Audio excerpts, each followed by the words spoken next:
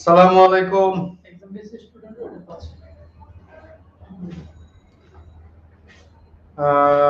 অনেকে সালাম দিয়েছেন। গুড ইভিনিং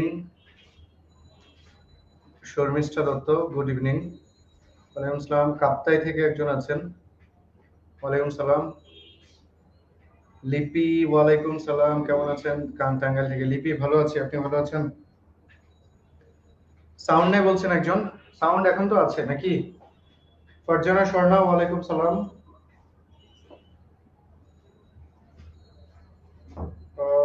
ইংরেজি স্যারদের মধ্যে সেরা স্যার তো ভালোভাবে বুঝান,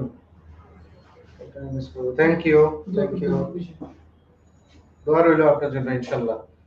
ওয়ালাইকুম সালাম, জি ভালো আছি, মিরপুর 10। ফারজানা স্বর্ণা, আমি ভালো, আপনি ভালো আছেন?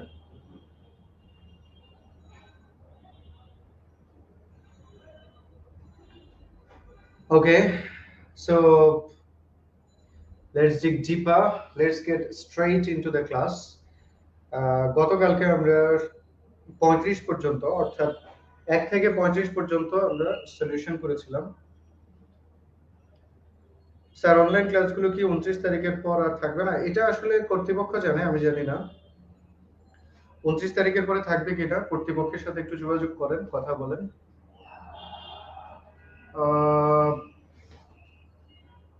শর্মিষ্ঠা দত্ত, খুব ইচ্ছা ছিল আপনার একটা অফলাইন ক্লাস করার, কিন্তু হলো না। কোন ব্রাঞ্চ আপনি শর্মিষ্ঠা দত্ত? কোন ব্রাঞ্চ থেকে বলছেন শর্মিষ্ঠা? ব্রাঞ্চের নাম বললে হয়তো আমি বুঝতে পারতাম, দেখা হওয়ার সম্ভাবনা ভবিষ্যতে কখনো আছে কি না। পুরান ঢাকা, শর্মিষ্ঠা দত্ত আমাকে মাফ করবেন, পুরান ঢাকা আমি যাই না, যাওয়া হয় না আমার। আপনি যদি কখনো ফার্মগেট বা নীলক্ষেতে আসেন বা মালিবাগে আসেন, তাহলে অফিসে বললেন যে আমি রাহাত স্যার একটা ক্লাস করতে চাই, সেক্ষেত্রে অফিস আপনাকে আশা করছি অনুমতি দিবেন যে কোনো সময় একটা ক্লাস করতেই পারবেন, সমস্যা হবে না।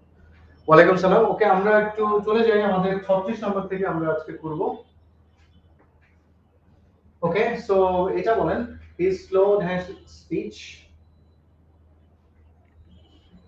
কি হবে?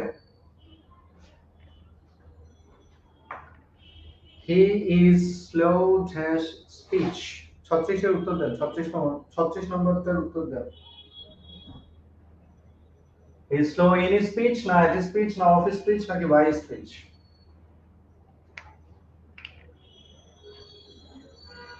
আমাদেরকে একটু দ্রুত করতে হবে কারণ সময় সময় কম, আমরা 80টা আছে, সবগুলো করতে হবে।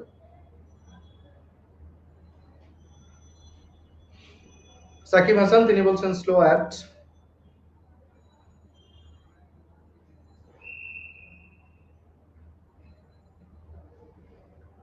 দুইজনে অ্যাট বলছেন।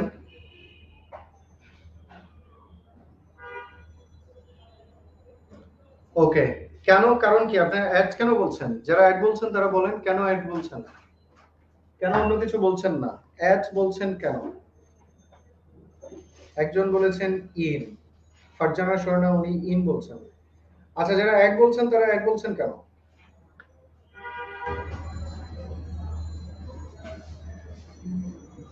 কারণটা একটু বলেন, তাহলে আমি বুঝতে পারবো আপনি কি বুঝে উত্তর করছেন নাকি না বুঝে। সবাই অ্যাড বলছেন। ওকে, কেউ একজন আবার বায়ো বলেছেন, স্লো বাই স্পিচ। অ্যাড যারা বলেছেন তাদের যুক্তি কি, কেন অ্যাড বলেছেন?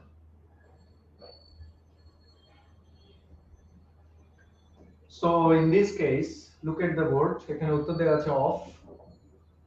স্লো এর পরে একটা গ্রামার শিখেন, slow at or slow of something.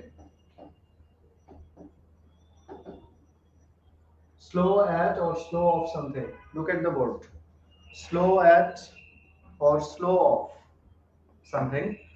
যখন আপনি স্লো এর পরে সামথিং পান, কোনো বস্তুকে পান, তখন স্লো এর পরে অফ এবং at both the two are correct. কিন্তু অপশনে যখন দুটোই থাকে, স্লো অ্যাট এবং স্লো অফ দুটোই যখন অপশনে থাকে, you should go for slow of. সেই ক্ষেত্রে আপনাকে অফে যেতে হবে, অফ লেখাটা প্রিফারেবল। আমি আবার বলছি, স্লো অফ সামথিং অথবা slow at something, both the two grammar are correct, দুইটা গ্রামারই কারেক্ট, বাট রিমেম্বার যখন অপশনের মধ্যে দুইটাই থাকে, ইন দ্যাট কেস আমরা we will go for slow of something. He is slow of speech, he is slow of writing a letter, but at the same time slow at সামথিংও হতে পারে, but যখন অপশনের মধ্যে দুইটা থাকে we will go for slow of. পরের প্রশ্ন খুবই সহজ, এটা অ্যান্সার বলেন। The rich man is dash not always happy. Is হবে নাকি আর হবে নাকি have হবে নাকি none of this?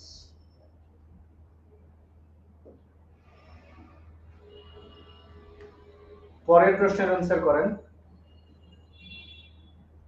আর বলেছেন একজন, দুজন আর। যারা আর বলেছেন তারা কেন আর? সাকিব হাসান আপনিও আর বললেন, আপনি তো মোটামুটি ভালো অ্যান্সার করতে পারতেন, আপনি কেন আরে গেলেন? এটা কি শুধু রিচ লেখা নাকি রিচ ম্যান লেখা?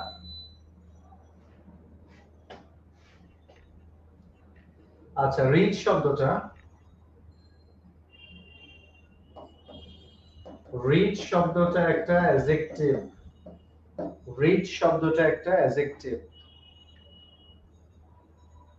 রিচ শব্দটা একটা অ্যাডজেক্টিভ, রিচ শব্দটা একটা adjective.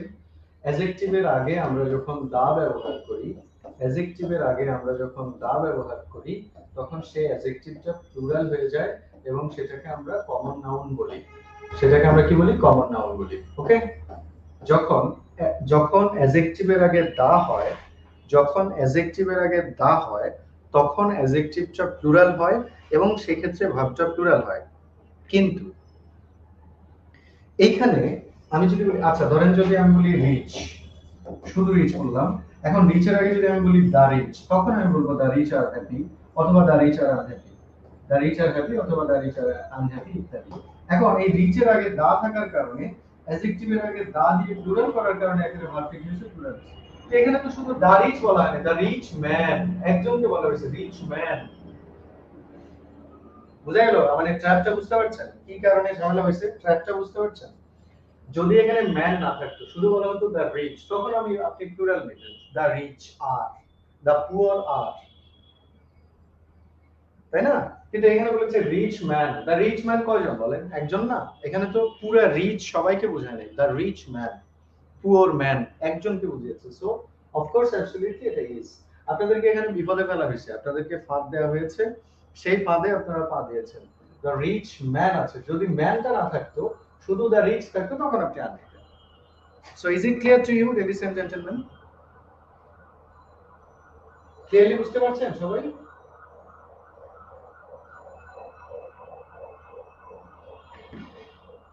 So the answer is the rich man is not always happy. The rich man is not always happy. Next question. Identify the word that can be used as both singular and plural. Identify the word that can be used as both singular and plural. নিচের কোন শব্দটা সিঙ্গুলারও হতে পারে, প্লুরালও হতে পারে? আচ্ছা, এখানে আমি আপনাদেরকে একটু থামাই, এখানে আপনাদেরকে একটু থামাই এবং আপনাদেরকে একটা মেসেজ দেই। সেটা হচ্ছে 40তম এবং 41তম এই দুইটা বিসিএস এ কিন্তু এই ধরনের প্রশ্ন আসছে। 40 এবং 41 দুইটা বিসিএস এ কিন্তু এই ধরনের প্রশ্ন আসছে। জানতে চাওয়া হয়েছে নিচের কোন শব্দটা সিঙ্গুলার এবং প্লুরাল একই রকম। আপনাদের উদ্দেশ্যে আমি আবার বলছি, 40তম এবং 41তম বিসিএস এ এই ধরনের প্রশ্ন আসছে, দুইটা বিসিএস এ এই ধরনের প্রশ্ন আসছে এবং দুইটা বিসিএস এ জানতে চাওয়া হয়েছে নিচের কোন শব্দটার সিঙ্গুলার এবং প্লুরাল একই রকম। যেমন 40 এ জানতে চাওয়া হয়েছে এয়ার, মানে নিচের কোনটার সিঙ্গুলার প্লুরাল একই রকম। 40তম বিসিএস এর উত্তর ছিল এয়ারক্রাফট। এয়ারক্রাফট, এয়ারক্রাফট শব্দটার সিঙ্গুলার এবং প্লুরাল একই রকম। এবং 41তম বিসিএস এও আপনারা দেখেছেন একটা প্রশ্ন আসছে নিচের কোনটা সিঙ্গুলার এবং প্লুরাল একই রকম। সঠিক উত্তর ছিল ফিশ। ফিশ শব্দটা সিঙ্গুলার এবং প্লুরাল একই রকম। এবং 40তম বিসিএস এ জানতে চাওয়া হয়েছিল নিচের কোনটার সিঙ্গুলার প্লুরাল একই রকম। উত্তর ছিল এয়ারক্রাফট। সো যেহেতু 40 এবং 41 আসছে, এমন হতেও পারে যে আপনাদের 43তম পিড়িতেও এরকম একটা প্রশ্ন পরীক্ষায় আসতে পারে। ফলে এই ধরনের যে যে নাউন গুলো আছে আজকে অবশ্যই এখনই বা ক্লাস শেষে এখনই মুখস্থ করবেন যে শব্দগুলো সিঙ্গুলার এবং প্লুরাল একই রকম। ওই যে সাকিব হাসান লিখেছেন কিছু কিছু ডজন, হান্ড্রেড, থাউজেন্ড, মিলিয়ন, এই শব্দগুলো সিঙ্গুলার এবং প্লুরাল একই রকম হয়। সো সবাই তো উত্তর করতে পেরেছেন। ডজন, ডজন শব্দটা সিঙ্গুলারেও ডজন থাকে, প্লুরালেও ডজন থাকে, তবে কিছু এক্সেপশন আছে, কিছু ব্যতিক্রম আছে, সেগুলো ক্লাসে পড়িয়েছি, সংক্ষেপে এখন বলছি। যদি আপনি কখনো শত শত বোঝেন, হান্ড্রেড শব্দটা সিঙ্গুলারেও হান্ড্রেড থাকে, প্লুরালেও হান্ড্রেড থাকে। আপনি যখন বলবেন ওয়ান তখন আপনি বলবেন হান্ড্রেড, আপনি যখন বলবেন 20 তখনও বলবেন আপনি হান্ড্রেড। কিন্তু হান্ড্রেডের আগে যদি আপনি কোনো অনির্দিষ্ট শব্দ বসান, যেমন সাম অনির্দিষ্ট, তখন আপনি বলবেন সাম হান্ড্রেডস, তখন সাম হান্ড্রেড বলতে পারবেন না। অথবা আপনি যখন শত শত বোঝান, দ্বিরুক্তি বোঝান, তখনও কিন্তু আপনি হান্ড্রেডস বলবেন, থাউজেন্ডস বলবেন। ওকে, তাহলে জেনারেলি হান্ড্রেড, থাউজেন্ড, ডজন এই শব্দগুলো সিঙ্গুলার এবং প্লুরাল একই রকম। ওরা সিঙ্গুলারেও ডজন, প্লুরালেও ডজন। তবে ডজন শব্দটাকে আমরা ডজেন্স লিখবো যদি তাদের আগে অনির্দিষ্টতা জ্ঞাপক কোনো কোনো শব্দ থাকে, অথবা ডজন শব্দটা যদি আমরা দ্বিরুক্তি বোঝাই, হাজার হাজার, ডজন ডজন, লক্ষ লক্ষ এরকম যদি বোঝাই, তাহলে ইন্সপিরেশন। ফাতেমা ইভা, ওয়ালাইকুম সালাম, আছেন কেমন ফাতেমা ইভা আপনি?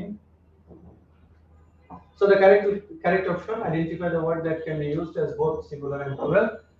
The correct answer is dozen. And then পরের question, এটা কি বলে? এমন শব্দগুলো লিখে দেন। স্বর্ণালী শরীফা বলেছেন এমন শব্দগুলো লিখে দেন। আচ্ছা ঠিক আছে, শব্দগুলো আগে লিখে দিই, এটা পরে আসে।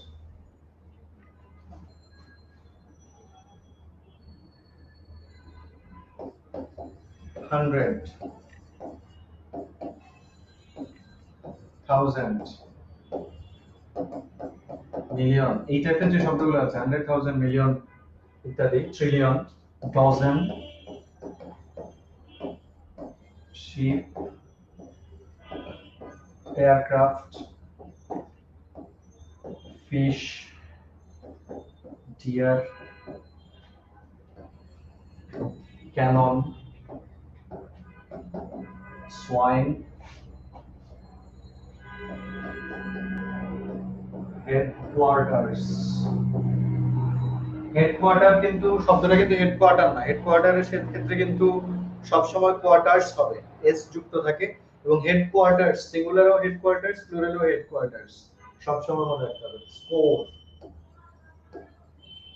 ইত্যাদি। ওকে, এই শব্দগুলো সিঙ্গুলার এবং প্লুরাল একই রকম থাকে, তবে এই শব্দগুলোর আগে যদি কোনো অনির্দিষ্টতা জ্ঞাপক কোনো শব্দ থাকে, অথবা এই শব্দগুলোর যদি আপনি কোনো দ্বিরুক্তি বোঝান, তখন এই শব্দগুলোকে আমরা, এই শব্দগুলোর সাথে আমরা এক্সপ্রেস যুক্ত করি। ওকে, সো নাও দেন যেখানে ছিলাম আমরা সেখানে একটু যাই। তো কি বলেছেন আপনারা? নাউন ক্লজ, অ্যাডভার্বিয়াল ক্লজ ইত্যাদি অনেক অনেক কিছু বলেছেন, বাট আসলে কি এটা? আচ্ছা, আপনাদের সুবিধার্থে আরেকটা কথা বলি। আপনারা কি এটা জানেন যে আপনাদের বিসিএস পরীক্ষায় ক্লজ এবং ফ্রেজ থেকে মিনিমাম একটা প্রশ্ন আসবে? ক্লজ এবং ফ্রেজ থেকে যে মিনিমাম একটা প্রশ্ন আসবে, এটা কি জানেন? আর কোন কোন বিসিএস পরীক্ষায় ফ্রেজ থেকে একটা আসছে, ক্লজ থেকে আরেকটা আসছে, মানে দুইটা আসছে। কোন কোন বিসিএস পরীক্ষায় দুইটা আসছে, বাট প্রত্যেকটা বিসিএস পরীক্ষায় মিনিমাম একটা নাম্বার ক্লজ এবং ফ্রেজ থেকে আসবে, ক্লজ এবং ফ্রেজ থেকে। So it's very important to study, very important to study. আমার অনুরোধ, আপনাদের এই শেষ সময়ে এসে 11th আওয়ারে এসে আপনাদের অবশ্যই ক্লজ এবং ফ্রেজের যে আলোচনা আছে, যে বই আপনি পড়েন না কেন, ক্লজ এবং ফ্রেজের যে বিষয়গুলো আছে সেই বিষয়গুলো আপনাদের উচিত স্টাডি করা। পিন পয়েন্ট এররস কি আসবে? জি না, পিন পয়েন্ট এরর বিসিএস এ আসে না। পিন পয়েন্ট এরর গুলো শুধুমাত্র ব্যাংক জবে আসে, পিন পয়েন্ট এরর বিসিএস পরীক্ষায় আসে না। বিসিএস পরীক্ষায় আসবে এমসিকিউ। ওকে, সো এখানে একটা কথা বলি আপনাদেরকে, অ্যাডভার্ব ক্লজ কাকে বলে? অ্যাডভার্ব ক্লজ হচ্ছে যে ক্লজ গুলো আমরা কিছু প্রশ্নের উত্তর পাই। গত সলভ ক্লাসেও আমি এমন কিছু বলেছিলাম, যখন আমরা when দিয়ে প্রশ্ন করে উত্তর পাই,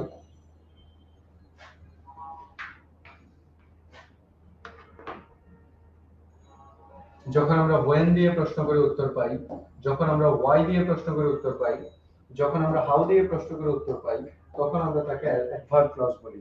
when, where, where আছে, where দিয়ে প্রশ্ন করে আমরা যখন উত্তর পাই তখন আমরা এদেরকে কি বলি, অ্যাডভার্ব ক্লজ বলি। সো এখানে দেখেন বাক্যের অর্থ দেখেন, ইট ইজ মেনি ডেজ, অনেকদিন হয়েছে, since I saw you last, আমি তোমাকে যে দেখেছি অনেকদিন হয়েছে। So since I saw you last, এটা দ্বারা একটা কজ বোঝাচ্ছে কিনা, মানে একটা টাইম বোঝাচ্ছে কিনা। Since I saw you last, আমি তোমাকে যতদিন হলো দেখেছি, অনেকদিন হয়েছে। একটা সহজ কথা বলি, একটা সহজ কথা বলি, মনে রাখবেন, সহজে মনে রাখবেন, যেটা সেটা হচ্ছে সিন্স অথবা অ্যাজ, এগুলো দিয়ে যদি কোনো ক্লজ শুরু হয়, সেই ক্লজটা নিঃসন্দেহে কোনো না কোনো কারণ, কোনো না কোনো কারণ বা ফলাফল, ফলাফল বা কারণ, সরি ফলাফল না কারণ, অথবা এদের দ্বারা কোনো সময় নির্দেশ করে। সুতরাং যে ক্লজগুলো অ্যাজ অথবা সিন্স দিয়ে শুরু হবে, সাধারণত সাধারণত এই ক্লজগুলো most of the time adverb clause হয়। অ্যাজ অথবা সিন্স দিয়ে যে ক্লজগুলো শুরু হয়, মোস্ট অফ দ্য টাইম সেই ক্লজগুলো অ্যাডভার্ব ক্লজ হবে। এছাড়া আরো একটা কথা মনে রাখতে পারেন, ইফ দিয়ে যে ক্লজগুলো শুরু হয়, এটা নিঃসন্দেহে অ্যাডভার্ব ক্লজ। ইফ দিয়ে যে ক্লজ শুরু হবে নিশ্চিতভাবে অ্যাডভার্ব ক্লজ, কারণ ইফ দিয়ে যে ক্লজটা শুরু হয়েছে ওই ক্লজের মধ্যে একটা শর্ত আছে, আর ওই শর্তটাকে আমরা বলি adverb clause of condition. Condition যে ক্লজগুলো আছে সেই ক্লজগুলো আমরা অবশ্যই অ্যাডভার্বিয়াল ক্লজ বলি। কিংবা আপনাদের 38তম বিসিএস একটা প্রশ্ন আসছিল, স্ট্রাইক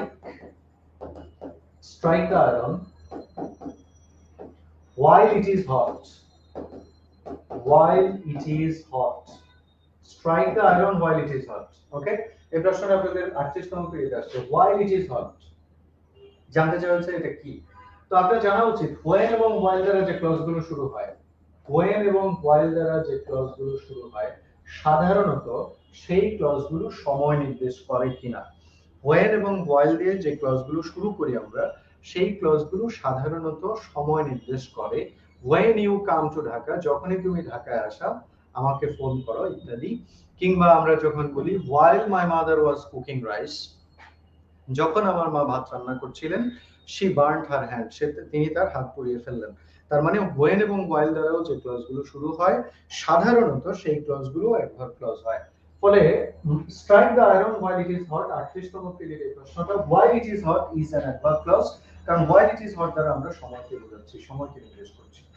সো যেহেতু আমরা আজকে ক্লজ বা ফ্রেজের বিস্তারিত আলাপ করছি না, সেহেতু শর্টকাটে বা সহজে বোঝার জন্য এই কথাগুলো মনে রাখবেন। আপাতত when এবং while দিয়ে যদি শুরু হয়, if দিয়ে যদি শুরু হয়, হ্যাঁ, কিংবা since বা as দিয়ে যদি শুরু হয়, সাধারণত সাধারণত ওই ক্লজগুলো অ্যাডভার্ব ক্লজ হিসেবে ব্যবহৃত হয়।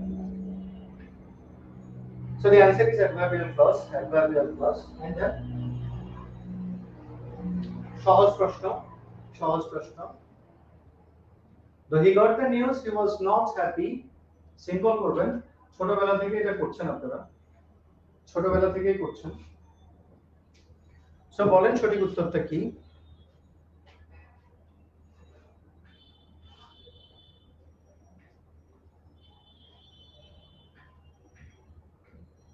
Fight till die, fight till die, জি এটা কমপ্লেক্স। fight till die এটা complex sentence, G.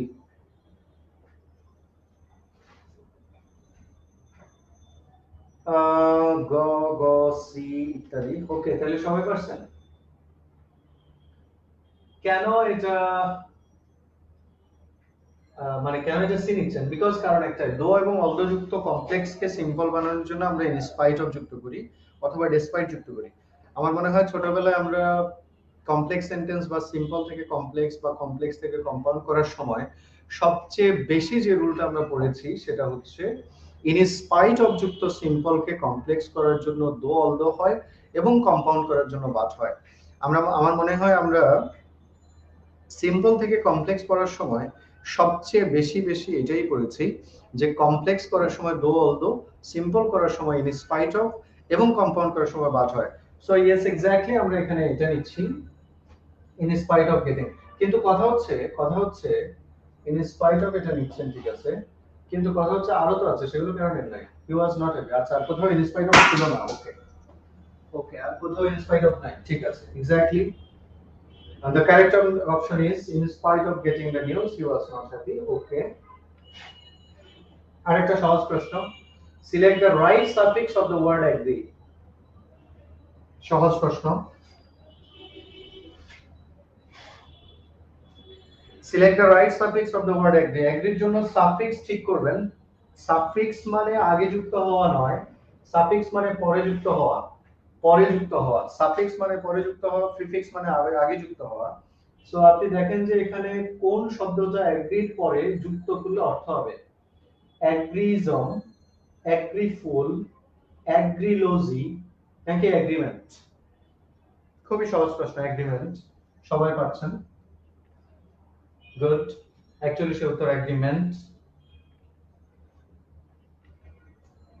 What about this word? Abrogate, dissimilar to. Abrogate, dissimilar to.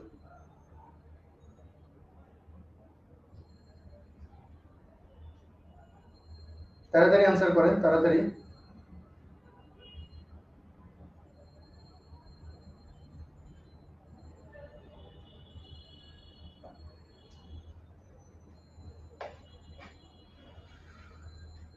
Abrogate, এদিকে খেয়াল রাখেন, এটা এটা কি বলেছে? ডিসিমিলার। ডিসিমিলার বলেছে, ডিসিমিলার মানে অ্যান্টোনিম। ডিসিমিলার মানে অ্যান্টোনিম, সিনোনিম নয়। অনেকে হয়তো সিনোনিম বলে ফেলতেছে।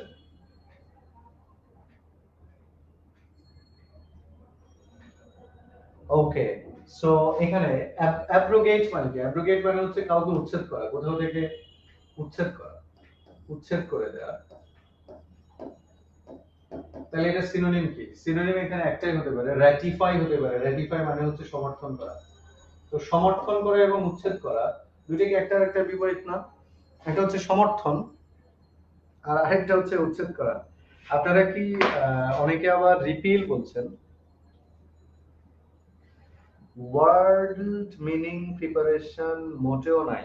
ওয়ার্ড মিনিং এর প্রিপারেশন মোটেও নাই। যদি মোটেও না থাকে, ওয়ার্ড মিনিং এর প্রিপারেশন যদি মোটেও না থাকে এট দ্য 11th আওয়ার, অর্থাৎ এই মুহূর্তে ওয়ার্ড মিনিং মুখস্থ করার দরকার নেই, কারণ এই মুহূর্তে মুখস্থ করে পারবেন না। বরং বরং আপনার এই মুহূর্তে যেটা করা উচিত সেটা হচ্ছে ওয়ার্ড মিনিং এর পরিবর্তে আপনার লিটারেচার পড়া উচিত। কারণ লিটারেচার তো আপনি ধরেন কোন জায়গা থেকে আসবে মোটামুটি আপনি একটা ধারণা আছে। প্রশ্ন যত কঠিন হোক না কেন শেক্সপিয়ার থেকে প্রশ্ন হবে আমরা জানি। প্রশ্ন যত কঠিন হোক না কেন কি বলে আপনার রোমান্টিক পিরিয়ড থেকে প্রশ্ন হবে আমরা জানি। প্রশ্ন যত কঠিন হোক না কেন ভিক্টোরিয়ান থেকে প্রশ্ন হয় আমরা জানি। ফলে যদি কারো প্রিপারেশন একেবারেই টোটালি না থাকে ভোকাবুলারি নিয়ে, আমি বলবো এই মুহূর্তে ভোকাবুলারি শিখে লাভ হবে না, কারণ আপনি তো আসলে জানবেন না ভোকাবুলারি কোথা থেকে আসবে। তার চেয়ে বরং আপনার এখন যেটা করা উচিত সেটা হচ্ছে লিটারেচারের উপর একটু পড়াশোনা করা উচিত। হ্যাঁ, লিটারেচারের একটা শর্ট সাজেশনের কথা আমি আজকে বলবো, কিন্তু সেটা সবার শেষে। আমি চাই যারা মাঝে মাঝে যারা দুধের মাছি, সুসময়ের বন্ধু যারা আসে আর চলে যায়, আমি চাই তারা আমার থেকে কোনো ধরনের বেনিফিট না পাক। আমি যে কোনো সময় এটা বলতে পারি, যে কোনো সময়, অর্থাৎ যখনই দেখবো কমে গেছে ছাত্রছাত্রীর সংখ্যা, যখনই দেখবো কম, তখনই আমি এটা বলবো। কারণ আমি চাই না যারা আসে আবার চলে যায় তাদেরকে কোনো কিছু দিতে আমি আসলে চাই না। সো এটা যে কোনো সময় বলতে পারি। ওকে, and then next question. এইটাও সহজ প্রশ্ন, দেখি আপনারা পারেন নাকি।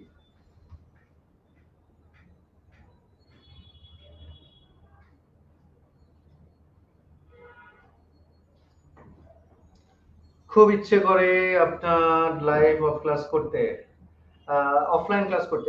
কোথা থেকে আপনি বলছেন? আপনি কোথা থেকে বলছেন বলেন, আমি দেখি আপনার জন্য ব্যবস্থা করা যায় কিনা। কোথা থেকে বলছেন আপনি? কোন ব্রাঞ্চ থেকে বলছেন? একটু জানান কোন ব্রাঞ্চ থেকে বলছেন।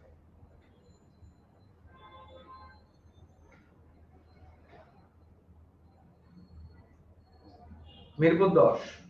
কেন মিরপুর 10-এ তো আমি সবসময় যাবো। আপনি মিরপুর 10-এ তো কোনো সমস্যা নাই। আমি মিরপুর 10-এ তো ক্লাস গত মাসেও ক্লাস নিলাম মিরপুর 10-এ। আপনি যদি মিরপুর 10-এ থাকেন তাহলে কোনো সমস্যা নেই, কারণ মিরপুর 10-এ আমি অবশ্যই অবশ্যই ক্লাস নেব, নো প্রবলেম। ঠিক আছে, এটা বলেন। You and Harry has idles away your time। এটা কি সবাই পারছেন?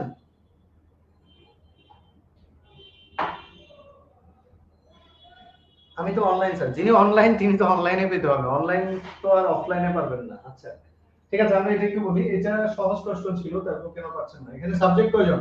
You and Harry. সাবজেক্ট কিন্তু দুইজন, একজন না। এম এ রশিদ, সাবার, সাবার আমি যাই না, খুঁজতে খুঁজতে দিন শেষ হয়ে যাবে, কি খুঁজবেন? আচ্ছা ঠিক আছে, আমরা ফ্রি ফ্রি। আমার হাতে কিন্তু সময় খুব কম, আজকে অনেক প্রশ্ন, কিন্তু মাত্র 43 নম্বরে আছি, 80 নাম্বার পর্যন্ত যেতে হবে, সময় খুব কম। ইউ এন্ড হ্যারি সাবজেক্ট কি সিঙ্গুলার না plural? You and Harry subject plural, তাহলে হ্যাজ, হ্যাজ কেন নিচ্ছ? সাবজেক্ট দুইটা না, you and Harry subject plural, so subject plural মানে ভার্ব প্লুরাল হবে। সঠিক উত্তর হ্যাভ। ক নাম্বার? সঠিক উত্তর মিলে নেন, you and Harry have idle your time. Subject যেহেতু প্লুরাল, ভার্ব প্লুরাল হবে খুব স্বাভাবিকভাবে। নেক্সট এই প্রশ্নটা বলেন, এটা খুব জরুরি প্রশ্ন। 44 সঠিক উত্তর বলেন।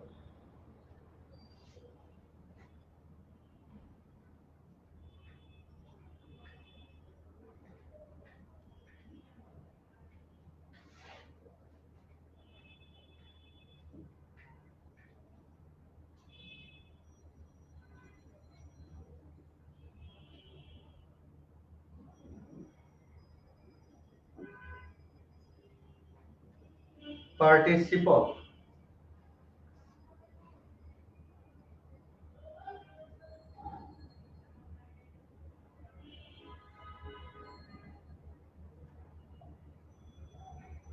কি বলছে? নিউ লিটারেচারে শুধু দুইটা ক্লাস দিয়েছিল আর অন্য সব সাবজেক্টের অনেক ক্লাস শেষ করে নাই, এটা কেন? চাঁদনি দাস, এই প্রশ্নের উত্তর তো আমার দেওয়ার কথা নয় এবং আমার জানারও কথা নয়। চাঁদনি দাস, কষ্ট করে এই প্রশ্নটা আমাদের অফিসের কাউকে করলে ভালো হয়, আমি এই প্রশ্ন সম্পর্কে জানি না। ওকে, এটা এটা পার্টিসিপল, এটা পার্টিসিপল, এবং এই সিং শব্দটাকে আমরা বলি প্রেজেন্ট পার্টিসিপল, এটাকে আমরা বলি প্রেজেন্ট পার্টিসিপল। কেন বলি, কেন এটা প্রেজেন্ট পার্টিসিপল, কেন এটা জেরান্ড নয়? কারণ হচ্ছে, কারণ হচ্ছে একজন কর্তা, এক্সামের পর কি গ্রুপ থেকে বের করে দিবে নাকি আমি জানি না। এটা প্রেজেন্ট পার্টিসিপল কেন? কারণ হচ্ছে একজন কর্তা একাধিক কাজ করলে, আবার বলছি, একজন কর্তা একাধিক কাজ করলে প্রথম যে কাজটা তিনি করেন সেটা হয় প্রেজেন্ট পার্টিসিপল। একজন কর্তা একাধিক কাজ করলে, ওয়ালাইকুম আসসালাম ওয়া রাহমাতুল্লাহ, আমি ভালো আছি, আপনি ভালো আছেন? একজন কর্তা একাধিক কাজ করলে অধিকতর পূর্বের কাজটি প্রেজেন্ট পার্টিসিপল হয়। আমি আবার বলছি, একজন কর্তা যদি একাধিক কাজ করেন তাহলে অধিকতর পূর্বে যে কাজটি হয়, আগে যে কাজটি হয়, সেই কাজটা হবে প্রেজেন্ট পার্টিসিপল।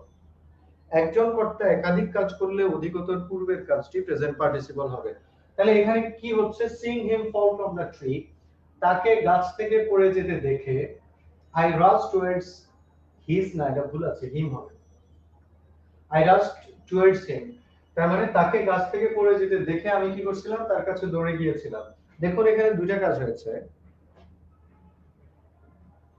লাস্টে রাশ টুয়ার্ডস হিম হবে, জি হিম হবে, হিজ না।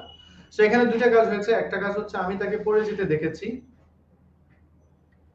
আমি তাকে পড়ে যেতে দেখেছি, এবং দ্বিতীয় কাজ হচ্ছে আমি তার কাছে কি করেছি? দৌড়ে গিয়েছি তাকে ধরার জন্য, যাতে সে পড়ে না যায়। তাহলে একজন কর্তা দুটো কাজ করেছে। দেখেন এই যে কলমটা পড়ে যাচ্ছে, আমি এটা পড়তে দেখলাম, দেখে আমি এটাকে ধরতে গেলাম, দৌড়ে গিয়ে ধরতে গেলাম, তাহলে দুটো কাজ হয়েছে। একটা হচ্ছে কলমটা পড়তে গিয়ে দেখেছি, আবার আমি দৌড়ে গিয়েছি, কর্তাকে একজন, দুটো কাজ করেছে। তাহলে প্রথম কাজটা কি? প্রথম কাজ হচ্ছে আমি তাকে দেখেছি, সে পড়ে যাচ্ছে, যে কাজটা আগে হয় ওটাকে আমরা প্রেজেন্ট পার্টিসিপল বলি। আপনাদের সুবিধার্থে আরো একবার বলছি, একজন কর্তা একাধিক কাজ করলে তিনি প্রথম যে কাজটা করেন ওটা প্রেজেন্ট পার্টিসিপল হয়। যেমন ধরেন আমি যদি বলি যে coming to the class, coming to the class mister Rahat taught us English, coming to the class mister Rahat taught us English, ক্লাসে এসে জনাব রাহাত আমাকে ইংলিশ শেখালেন, ক্লাসে এসে জনাব রাহাত আমাকে ইংলিশ শেখালেন। দুইটা কাজ হয়েছে, একটা কাজ হচ্ছে ক্লাসে আসছেন, আরেকটা কাজ হচ্ছে জনাব রাহাত আমাকে ইংলিশ পড়িয়েছেন। কর্তা কিন্তু একজন, দুইটা কাজ করেছেন। প্রথম কাজ হচ্ছে তিনি ক্লাসে আসছেন, পরের কাজ হয়েছে তিনি আমাকে ইংলিশ পড়িয়েছেন। যে কাজটা আগে হয় সেই কাজটাকে আমরা বলি প্রেজেন্ট পার্টিসিপল। আবার বলছি, একজন কর্তা একাধিক কাজ করলে যে কাজটা আগে হয় সেই কাজটাকে আমরা প্রেজেন্ট পার্টিসিপল বলি। ওকে, এন্ড দেন আরেকটা সহজ প্রশ্ন, ভয়েসের প্রশ্ন আমি সবসময় সহজ বলি, কারণ ভয়েস আমাদের মোটামুটি একটা জানাশোনার মধ্যের বিষয়, জানাশোনার মধ্যের টপিক।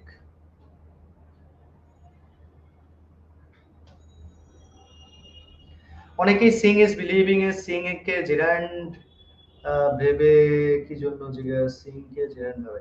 হ্যাঁ, তো সিং তো জেরান্ড ঠিকই তো আছে। সিং ইজ বিলিভিং, এখানে সিং এবং বিলিভিং দুটোই জেরান্ড, বিকজ সিংটা হচ্ছে সাবজেক্ট আর বিলিভিংটা হচ্ছে সাবজেক্টের কমপ্লিমেন্ট, এবং এই বিলিভিং দ্বারা কাজ করা বোঝায়। সিং ও জেরান্ড, বিলিভিং ও জেরান্ড, সমস্যা নাই তো, এটা তো ঠিকই আছে। রোলিং স্টোন গ্যাদার স্নো মস, রোলিংটা কি হবে এটা নিয়ে এখনো মারামারি করেন। এডজেক্টিভ না পার্টিসিপল দেখাবো। According to Wren and Martin অনুসারে এটা পার্টিসিপল হবে। অ্যাকর্ডিং টু রেন এন্ড মার্টিনের বইতে এটাকে পার্টিসিপল লেখা, এবং আরো দু একটা বইতে পার্টিসিপল আছে, আবার কোন কোন বইতে এটাকে অ্যাডজেক্টিভ বলা আছে। তো আমাকে যদি প্রশ্ন করেন কি লিখবো, আমি উত্তর দিব এটাকে পার্টিসিপল লিখবেন, কারণ রেন এন্ড মার্টিনের বইতে এটা পার্টিসিপল বলা আছে। ঠিক আছে, সো এটা বলেন, I have lost my pen, passive কি হবে? খুব সহজ প্রশ্ন, তাড়াতাড়ি বলেন। I have lost my pen, আমি আমার কলম হারিয়েছি।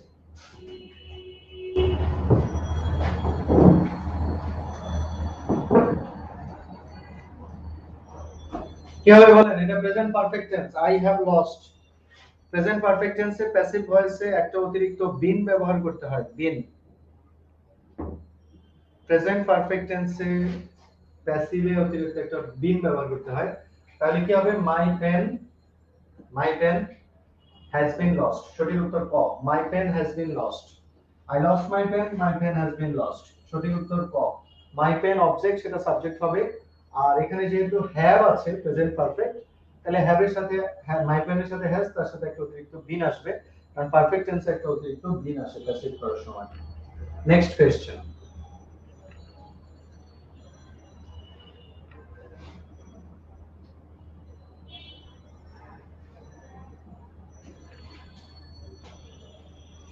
He is vexed with me, dash my conduct.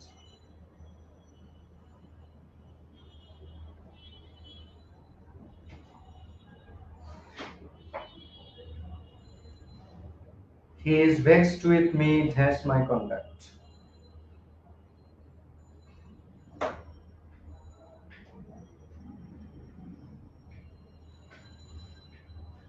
আচ্ছা,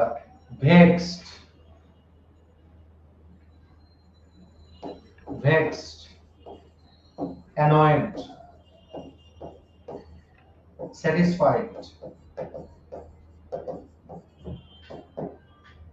irritated, এই শব্দগুলো যদি আপনি কোনো ব্যক্তি দ্বারা এগুলো হন, কোনো ব্যক্তি দ্বারা যদি আপনি এগুলো হন, তাহলে এগুলোর পরে আমরা ব্যবহার করি with, অর্থাৎ with somebody।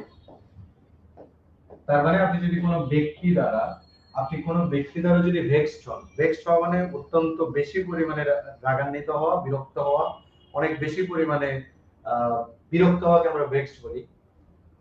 আপনি যদি কোনো ব্যক্তি দ্বারা অ্যানয়েড হন, আপনি যদি কোনো ব্যক্তি দ্বারা স্যাটিসফাইড হন, আপনি যদি কোনো ব্যক্তি দ্বারা ইরিটেটেড হন, তাহলে আপনি এদের পরে ব্যবহার করবেন with somebody। যদি আপনি কোনো বস্তু দ্বারা এগুলো হন, তাহলে আপনি ব্যবহার করবেন at something, with somebody but at something। এখন his vexed, দেখুন এই যে দেখেন এখানে with আছে, vexed with me, কারণ এখানে ব্যক্তি, vexed with me ব্যক্তি। somebody দ্বারা যখন আপনি vexed হন তখন আপনি with লিখবেন, কিন্তু যখন আপনি something দ্বারা vexed হন, কোনো কিছু দ্বারা যখন আপনি vexed হন, বিরক্ত হন, তখন আপনি সেখানে ব্যবহার করবেন at। তাহলে কি হচ্ছে? he is vexed with me at my conduct, আমার আচরণে সে আমার উপর বিরক্ত হয়েছে, আমার আচরণের কারণে সে আমার উপর বিরক্ত হয়েছে। আমরা এখানে at ব্যবহার করব, কারণ my conduct ব্যক্তি নয়, somebody নয়, বরং something। my conduct আমার আচরণ, somebody নয় বরং something, দ্যাটস ওয়াই আমরা এখানে at ব্যবহার করব। সো সঠিক উত্তর he is vexed with me at my conduct, at my conduct। সহজ প্রশ্ন, আরেকটা সহজ প্রশ্ন, উত্তর বলেন দ্রুত, ঝটপট উত্তর বলেন। a place where treasures of art and curiosities are kept, এমন একটা স্থান যে স্থানে বিভিন্ন ধরনের ধন সম্পত্তি, পুরাতন ধন সম্পত্তি কিংবা কি আমাদের যে প্রত্নতাত্ত্বিক নিদর্শন আছে সেগুলো রাখা হয় সেটাকে কি বলে?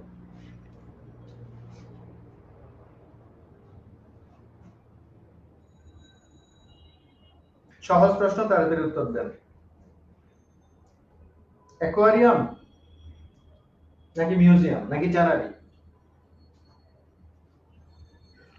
অ্যাকোয়ারিয়ামে মাছ রাখা হয়, ল্যাবরেটরি যেটা সেটা পাখি রাখার স্থান, ট্যানারিতে আপনারা জানেন চামড়া রাখা হয়, আর মিউজিয়ামে আমরা আমাদের প্রাচীন যে প্রত্নতাত্ত্বিক নিদর্শন আছে, প্রাচীন যে জিনিসগুলো আছে সেই জিনিসগুলো আমরা ব্যবহার করি, সেটাকে আমরা বলি মিউজিয়াম। সো কারেক্ট অপশন এখানে মিউজিয়াম।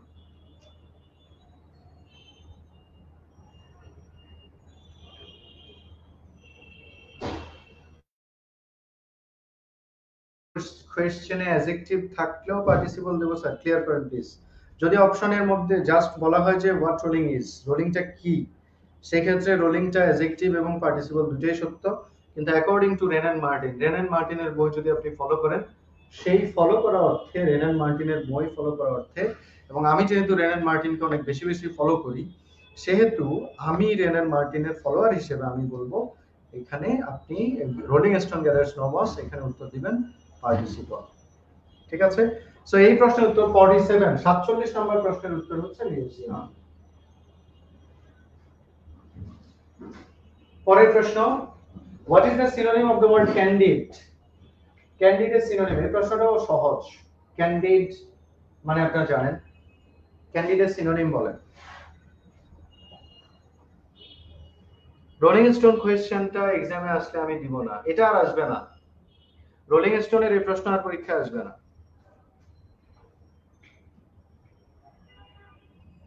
রোলিং চলমান বোঝাচ্ছে না স্যার, তো চলমান বোঝালে সমস্যা কি?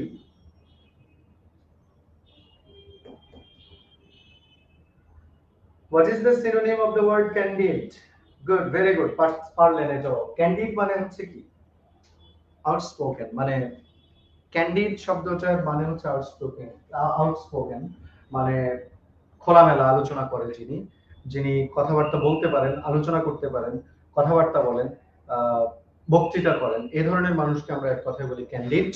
So the synonym, yes exactly, synonym is outspoken. Choose the correct spelling. Another সহজ প্রশ্ন, আরেকটা simple question. Choose the correct spelling. Spelling correct কোনটা? Transparency. Correct? স্পেলিংটা লিখেন।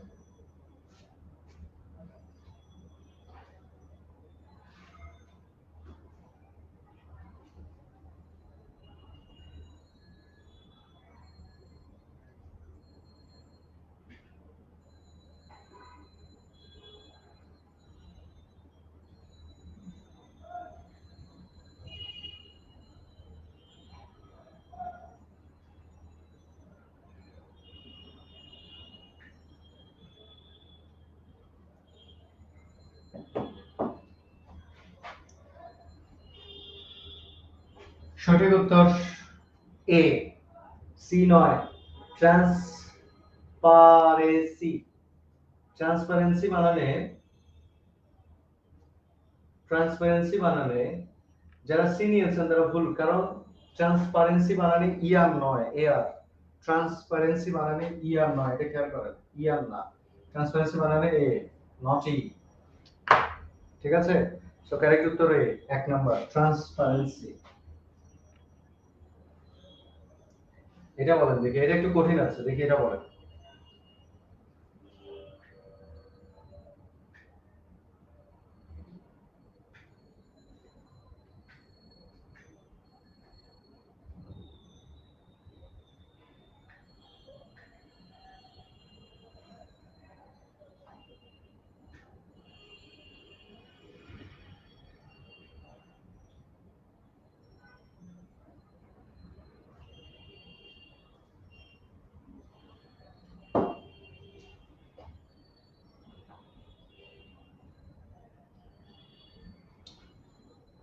ফিয়াস্কো মানে কি? ফিয়াস্কো মানে,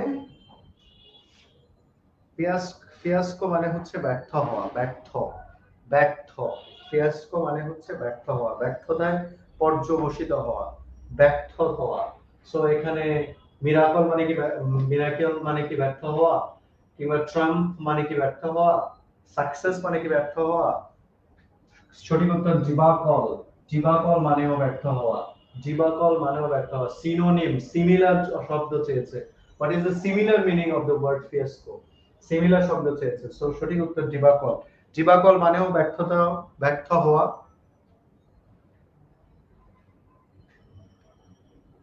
জীবাকল মানেও ব্যর্থ হওয়া, ফিয়াস্কো মানেও ব্যর্থ হওয়া, চরম বা ব্যর্থতার পরিচয় দেওয়াকে আমরা জীবাকল বলি এবং ফিয়াস্কো বলি। এন্ড দেন পরের প্রশ্ন,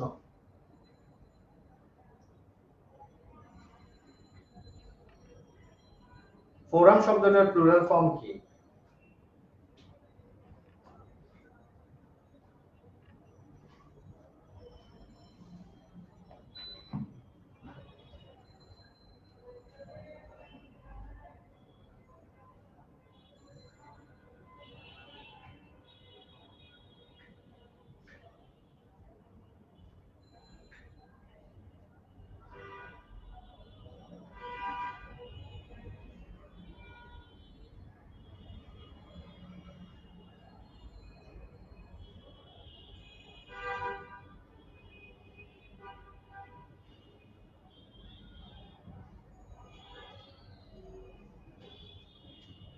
সবাই কি পারছেন এটা?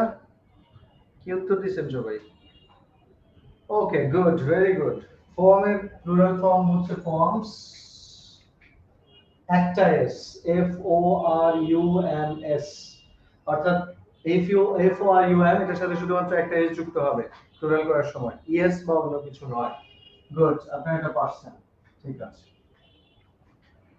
আরেকটা ভোকাবুলারি প্রশ্ন আছে এখানে, what is the antonym of the word harbinger? Remember এখানে অ্যান্টোনিম জানতে চাওয়া হয়েছে, অ্যান্টোনিম, সিনোনিম না, অ্যান্টোনিম জানতে চাওয়া হয়েছে। এটা অ্যানসার করেন। হারবিঞ্জারের অ্যান্টোনিম।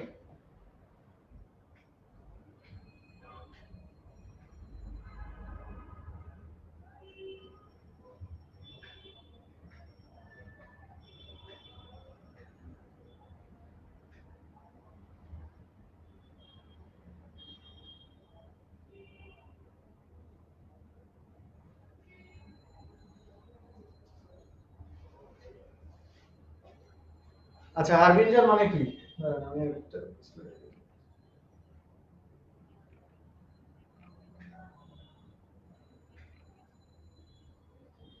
হারবিঞ্জার মানে কি? হারবিঞ্জার মানে অগ্রদূত, প্রতিকৃত, প্রতিষ্ঠাতা, প্রতিষ্ঠাতা। আর হারবিঞ্জার শব্দটার মানে হচ্ছে অগ্রদূত, প্রতিকৃত, প্রতিষ্ঠাতা, স্থপতি ইত্যাদি। আর অন্যদিকে অন্যদিকে অন্যদিকে আমাদের এখান থেকে আমাদেরকে বের করতে হবে এটা অ্যান্টোনিম। তো অ্যান্টোনিম কি আছে এখানে? অ্যান্টোনিম আছে একমাত্র ফলোয়ার। ফলোয়ার মানে কি? অনুসারী। একটা হচ্ছে অনুগামী আর একটা হচ্ছে অনুসারী। একটা হচ্ছে অগ্রদূত, প্রতিষ্ঠাতা, আর একটা হচ্ছে ফলো করা। সো হারবিঞ্জার এটার অ্যান্টোনিম ফর্ম, বিপরীত শব্দ হচ্ছে ফলোয়ার। বুঝতে পারছেন? যেমন ধরেন ওয়ার্ডসওয়ার্থ হচ্ছে কি? ওয়ার্ডসওয়ার্থ হচ্ছে মনে করেন রোমান্টিক পিরিয়ডের পাইওনিয়ার, অগ্রদূত বা হারবিঞ্জার। আর আমরা হচ্ছি, আমি রাহাত বা আপনারা হচ্ছেন রোমান্টিক পিরিয়ডের অনুসারী। তাহলে আপনারা অনুসারী মানে অনুসরণ করেন, আর ওয়ার্ডসওয়ার্থ হচ্ছেন অগ্রগামী, অর্থাৎ ওয়ার্ডসওয়ার্থ হচ্ছে পথিকৃৎ, পাইওনিয়ার, হারবিঞ্জার। সো হারবিঞ্জারের অ্যান্টোনিমাস শব্দ হচ্ছে ফলোয়ার। আশা করি বুঝতে পেরেছি। Next question, very easy. টাইগারের জেন্ডার, ফেমিনিন জেন্ডার। টাইগারের ফেমিনিন জেন্ডার।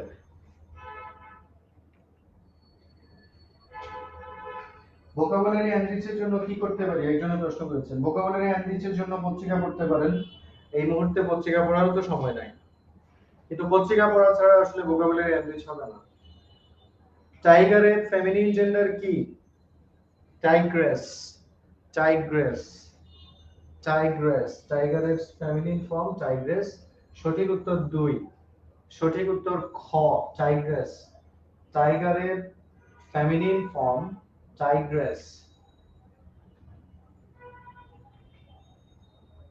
আরেকটা ভোকাবুলারি প্রশ্ন আছে, এটার উত্তর বলেন। Parsimonious, antonym, opposite. পার্সিমোনাসের অপোজিট কি? পার্সিমোনাসের অপোজিট কি?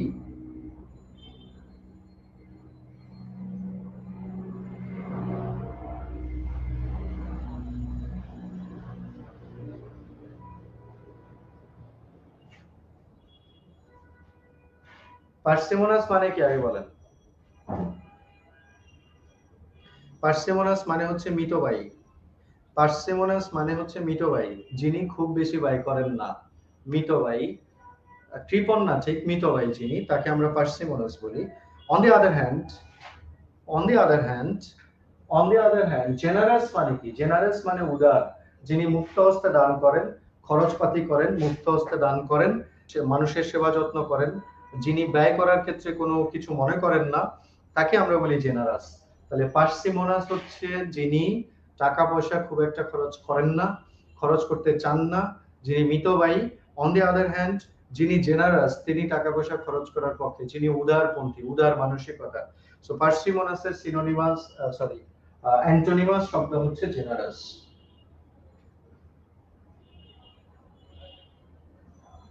আরেকটা ভোকাবুলারি আছে এখানে, emulate is most similar to. Emulate, similar জানতে চাওয়া হয়েছে, সেই দিকে খেয়াল করিয়েন। পরীক্ষায় আবার সিনোনিম অ্যান্টোনিম নিয়ে ঝামেলা করিয়েন না, শব্দটা সিমিলার জানতে চেয়েছে। ইমোলেট,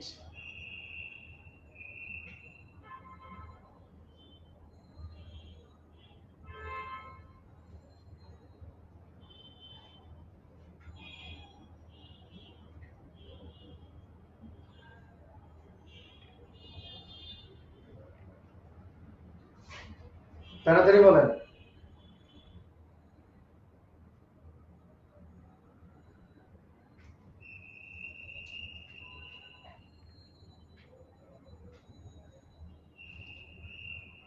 সো ইমোলেট মানে উৎসর্গ করা। ইমোলেট মানে হচ্ছে ত্যাগ করা, উৎসর্গ করা, দান করা, উৎসর্গ করা।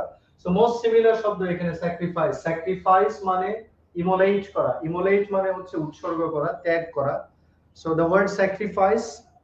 ডিবেট মানে তো বিতর্ক করা।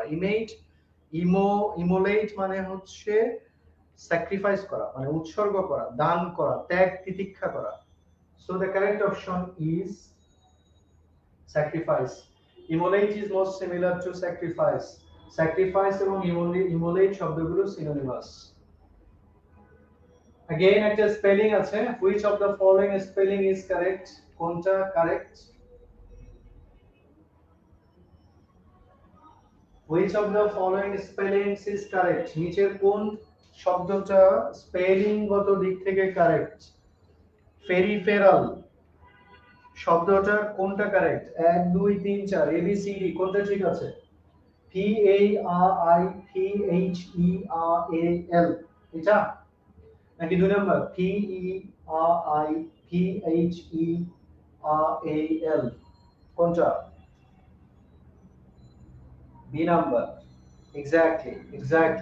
The correct spelling is peripheral. বানানটা একটু দেখেন, চেক করেন। B number. Peripheral. PERIPHERAL.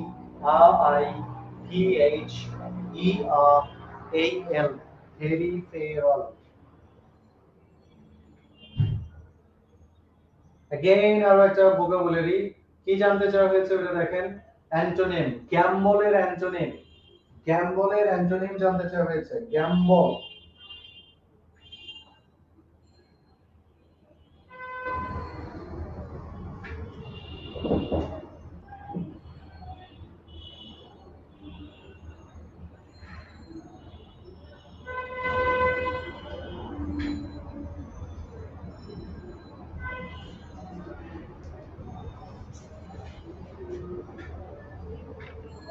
Plot, B C, মোটামুটি সবগুলোতেই আছেন আপনারা। ঘটনাটা কি?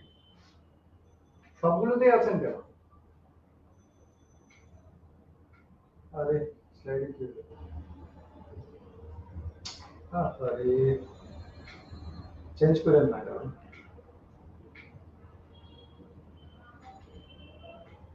ঠিক আছে। ওকে, কনফিডেন্সের ছাদের উপরে তো প্লেন উড়ে কেন? কনফিডেন্সের ছাদের উপর দিয়ে প্লেন যায়, এখন আমি কি করব বলেন? আমরা কি করব? আমাদের কি করার আছে? আচ্ছা, গ্যাম্বল মানে কি? Gamble, what do you mean by gamble? গ্যাম্বলের বাংলা কি? গ্যাম্বলের মানে হচ্ছে খেলাধুলা জাতীয় কিছু, ক্রীড়া করা, খেলাধুলা করা, এই জাতীয় কিছু।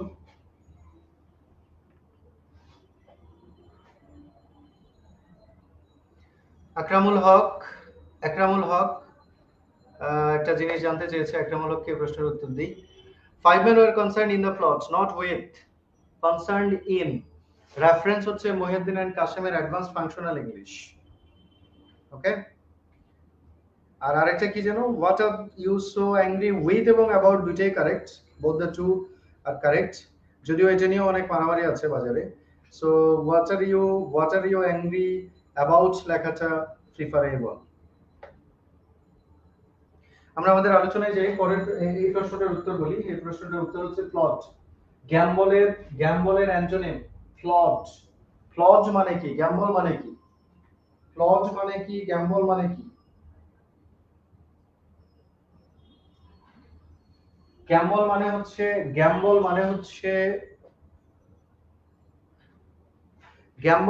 আর কি লিখলেন? ওকে, গ্যাম্বল মানে হচ্ছে খেলাধুলা জাতীয়, মানে খেলাধুলার সাথে সম্পৃক্ত থাকা। আর প্লট মানে হচ্ছে ঠিক তার বিপরীতটা, খেলাধুলার সাথে না থাকা। বিভিন্ন ধরনের যে আমাদের শারীরিক যে কসরত আছে, সেই কসরত গুলোর সাথে যুক্ত না থাকাকে আমরা প্লটে থাকা বলি। আর একটা সিনোনিম আছে এখানে, এটাই বোধহয় শেষ সিনোনিম, মেটিকিউলাস। চমৎকার শব্দ, মেটিকিউলাস।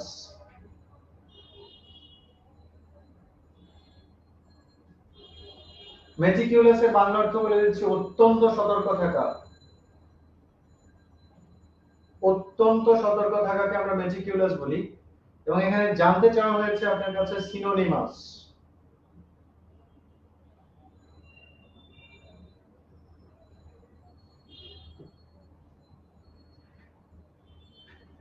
সিনোনিম জানতে চাওয়া হয়েছে, মেটিকিউলাসের সিনোনিম জানতে চাওয়া হয়েছে।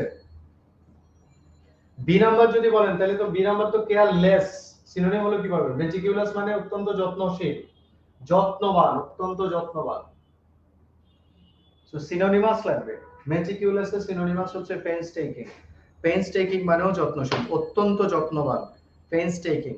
মেটিকিউলাসের সিনোনিমাস শব্দ পেইনস্টেকিং। মেটিকিউলাস মানে যত্নশীল, পেইনস্টেকিং মানেও সেম শব্দ, সেম অর্থ। সো কারেক্ট উত্তর 58 নাম্বার, 58 সঠিক উত্তর 4। এগেইন আমাদের আরেকটা স্পেলিং আছে, স্পেলিংটা বলেন কোনটা? কন্ট্রোভার্সি বানানটা, কন্ট্রোভার্সি বানানটা কোনটা? A B C D, controversy. Controversy বানান কোনটা? ডি।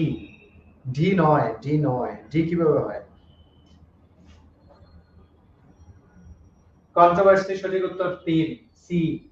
মিলিয়নের শব্দটা কন্ট্রোভার্সি বানানটা দেখেন, কন্ট্রোভার্সি, ভি ই আর, ই এ আর নয়, এবং এস ওয়াই, সি ওয়াই নয়, controversy, S Y not C Y. ভালো করে দেখেন, C O N T R O, controversy, ver, V E R S Y, controversy. ও আমি তো ভাবছিলাম ভোকাবুলারি শেষ, আর একটা আছে, রিপ্লিট। রিপ্লিট না, রিপ্লেট। কি জানতে চাওয়া হয়েছে? অপোজিট। রিপ্লেটের অপোজিট জানতে চাওয়া হয়েছে। দ্রুত উত্তর করবেন, রিপ্লেটের অপোজিট।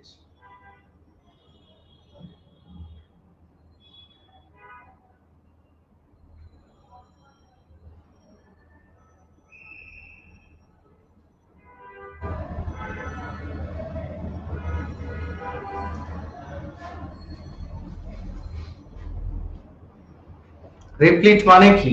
রিপ্লিট শব্দটার অর্থ কি? প্রাচুর্যতায় ভরা। যে জায়গায় প্রচুর প্রাচুর্য আছে, প্রাচুর্যতা আছে, সেই জায়গাটাকে আমরা রিপ্লিট বলি। সঠিক উত্তর ডেভয়েড, অপোজিট, রিপ্লিটের অপোজিট। রিপ্লিট মানে প্রাচুর্যতাপূর্ণ, রিপ্লিট মানে প্রাচুর্যতাপূর্ণ।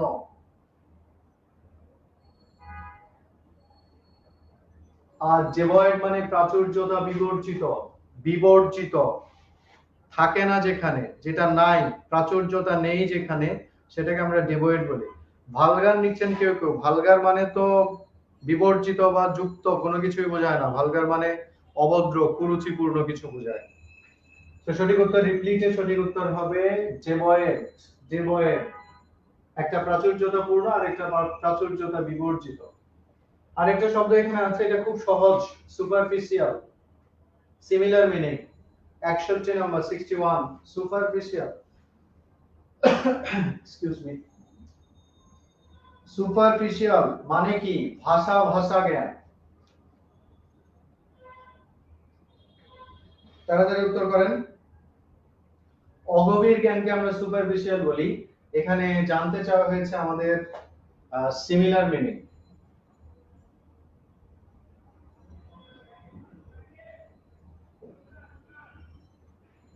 শব্দগুলো দেখেন, কোন শব্দটা আছে যেটা অর্থ ভাষা ভাষা সুপারফিশিয়াল এর সাথে যায়। সবাই কোনটা নিচ্ছেন? এক্সটার্নাল নিয়েছেন কেউ কেউ, কনজেনিয়াল কেউ কেউ নিয়েছেন। আমরা দেখি সঠিক উত্তর কি। সঠিক উত্তর এক্সটার্নাল। এক্সটার্নাল মানে কি? এক্সটার্নাল এক্সট্রিম মানে কি? আচ্ছা এক্সটার্নাল মানে কি আগে এটা বলেন। এক্সটার্নাল কেউ একজন বলেন।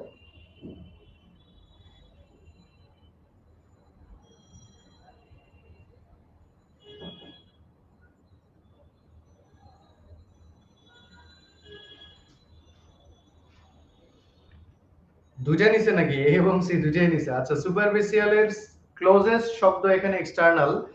এখানে এক্সটার্নাল বলতে আসলে বাহ্যিককে বোঝাচ্ছে না, মানে এক্সটার্নাল মানে তো বাহ্যিক ঠিক আছে, কিন্তু এখানে আসলে এক্সটার্নাল বলতে বোঝানো হচ্ছে যে মানে ভিতর এবং বাহিরের, মানে আমি বোঝাতে পারছি না, মানে সুপারফিশিয়াল মানে যেটা একটা হচ্ছে সুপারফিশিয়াল। সুপারফিশিয়াল মানে কি আরেকবার একটু বলেন তো। সুপারফিশিয়াল মানে হচ্ছে অগভীর বা ভাষা ভাষা, এবং সুপারফিশিয়ালের আরেকটা মিনিং হচ্ছে পৃষ্ঠের উপরে বা পৃষ্ঠের ভিতরে। পৃষ্ঠ বুঝেন? সারফেসের ভিতরে, সারফেস, ইনসাইড, ইনসাইড সারফেস।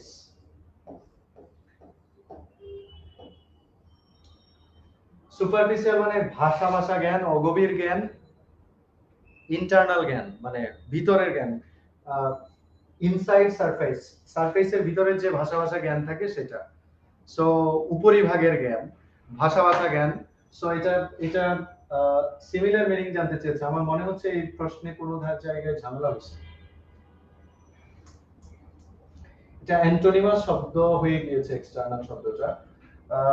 এই প্রশ্নটা বাদ দিতে হবে আমাদেরকে, অথবা এটাকে কোথাও মানে ঠিক করে নিতে হবে। এই প্রশ্নে অসুবিধা আছে, এই প্রশ্নে সমস্যা আছে, এই প্রশ্নে সমস্যা আছে। এটা বাদ দেন। এখানে হয় অ্যান্টোনিম লিখতে হবে, কারণ সুপারফিশিয়ালের সাথে এক্সটার্নাল টোটালি অ্যান্টোনিমাস শব্দ। হ্যাঁ, এই প্রশ্নটা আমরা বাদ দিচ্ছি, অমিট করছি। পরের প্রশ্নে যাই। 62 মিসস্পেলড ওয়ার্ড। নিচের কোন শব্দটা মিসস্পেলড? ভুল বানান বের করেন। পরের প্রশ্ন, ভুল বানানটা বের করেন। ভুল বানান কোনটা?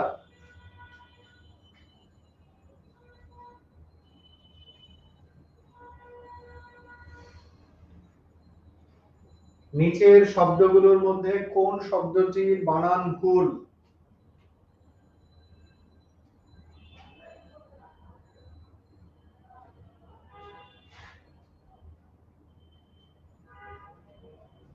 সাইকিয়াট্রিস্ট। আচ্ছা আমরা দেখি বানানটা দেখেন, বানানটা দেখেন। Find a misspelled word. C number, PSYCHAITRIST,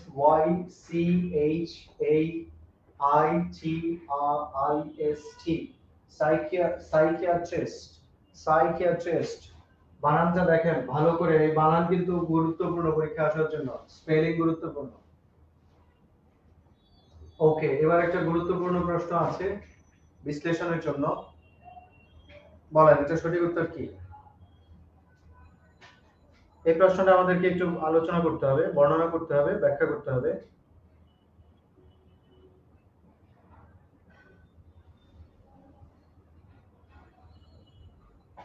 Which of the following is not a part of paragraph? নিচের কোন অংশটি প্যারাগ্রাফের পার্ট নয়?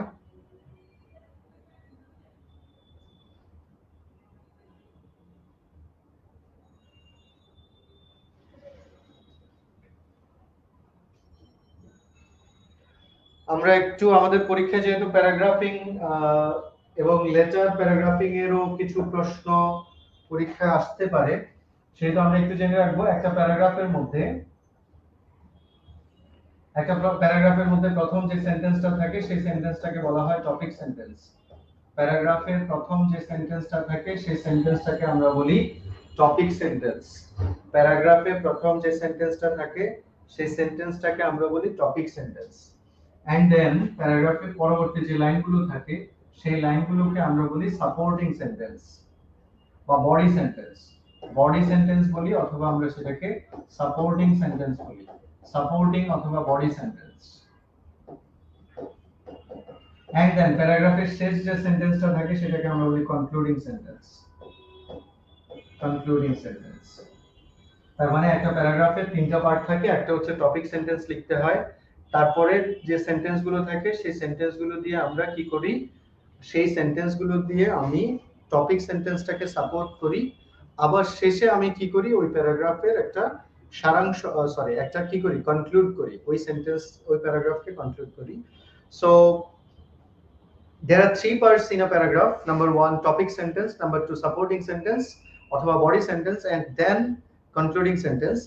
But আমাদের যে প্যারাগ্রাফ রাইটিং সেই প্যারাগ্রাফ রাইটিং এর মধ্যে আমরা কি বলে সামারি বলতে কোনো কিছু করি না বা সামারি বলতে কোনো কিছু লিখি না। That's why which of the following is not a part of paragraph? সঠিক উত্তর হবে সামারি। সঠিক উত্তর হবে A।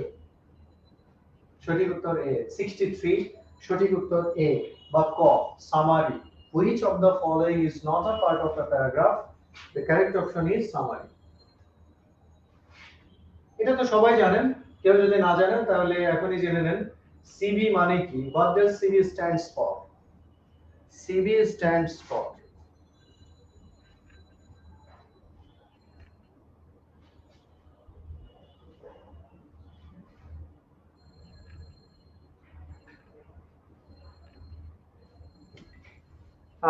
একজন কি বলেছে আইএলস এর ক্ষেত্রে উত্তর কি হবে নাকি আমি বুঝি নাই। আইএলস এর ক্ষেত্রে অ্যানসারটা কি হবে? আইএলস এর ক্ষেত্রে অ্যানসারটা কি হবে মানে আইএলস এর মধ্যেও প্যারাগ্রাফিং এর মধ্যে কোনো সামারি থাকে না। প্যারাগ্রাফিং এর মধ্যে কোনো সামারি থাকে না। সামারি হচ্ছে আলাদা একটা ব্যাপার। প্যারাগ্রাফের মধ্যে কোনো সামারাইজ করতে বলা হয় না। আইএলস বলেন আর যেখানেই বলেন, আইএলস রাইটিং এর মধ্যে যে টাস্ক গুলো থাকে, টাস্ক 1 এবং টাস্ক 2 যে প্যারাগ্রাফ গুলো হয় সেই প্যারাগ্রাফ গুলোতে আইএলস রাইটিং এও প্রথমে topic sentence and then supporting sentence and finally থাকে র‍্যাপ আপ সেন্টেন্স। ওই সেন্টেন্সটাকে কনক্লুড করা হয়। সো আইএলস বলেন আর যেখানেই বলেন প্যারাগ্রাফিং এর মধ্যে কখনো আমরা সামারাইজ করি না। সামারি আলাদা একটা ব্যাপার। আইএলস পরীক্ষায় রিডিং এ আপনাকে প্যারাফ্রেজিং করতে হয়, বিশেষ করে এমসিকিউ গুলোর মধ্যে। আইএলস পরীক্ষায় আপনি টাস্ক 2 তে আপনি কোয়েশ্চেনকে প্যারাফ্রাইজিং করেন, সামারি করেন বা প্যারাফ্রেজিং করেন, কিন্তু একটা প্যারাগ্রাফিং এর মধ্যে আমরা কখনো সামারিং করি না। প্যারাগ্রাফিং এর মধ্যে সামারি থাকে না। একটা প্যারাগ্রাফকে টোটালি আপনি সামারি করে আরেকটা জায়গায় নিতে পারেন, কিন্তু একটা সম্পূর্ণ প্যারাগ্রাফের মধ্যে আমরা কোনো একটা অংশে ওই প্যারাগ্রাফকে নতুন করে আবার সামারি করি না। আশা করি উত্তরটা পেয়েছেন। কারিকুলাম ভাইজা এটা তো পারছেন তাই না? ওকে, সঠিক উত্তর 4। CV stands for অনেকক্ষণ পরে একটা গ্রামারের চেহারা দেখলাম। Gate dash bad company.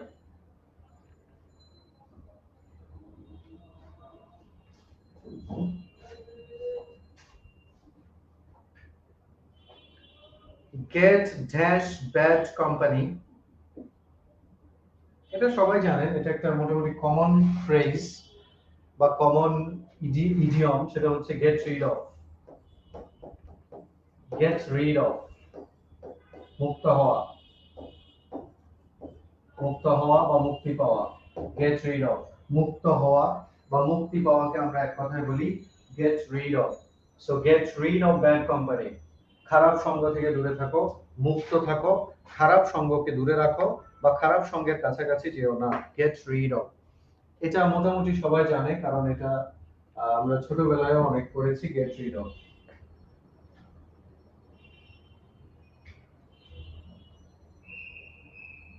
কত নাম্বার আসছিস? সরি। সো আরেকটা ইডিয়ম আছে এখানে, আরেকটা ইডিয়ম আছে। ইডিয়মটা বলে ভেরি প্রাইমেবল। ভেরি প্রাইমেবল মানে কি? একটু দ্রুত করেন প্লিজ।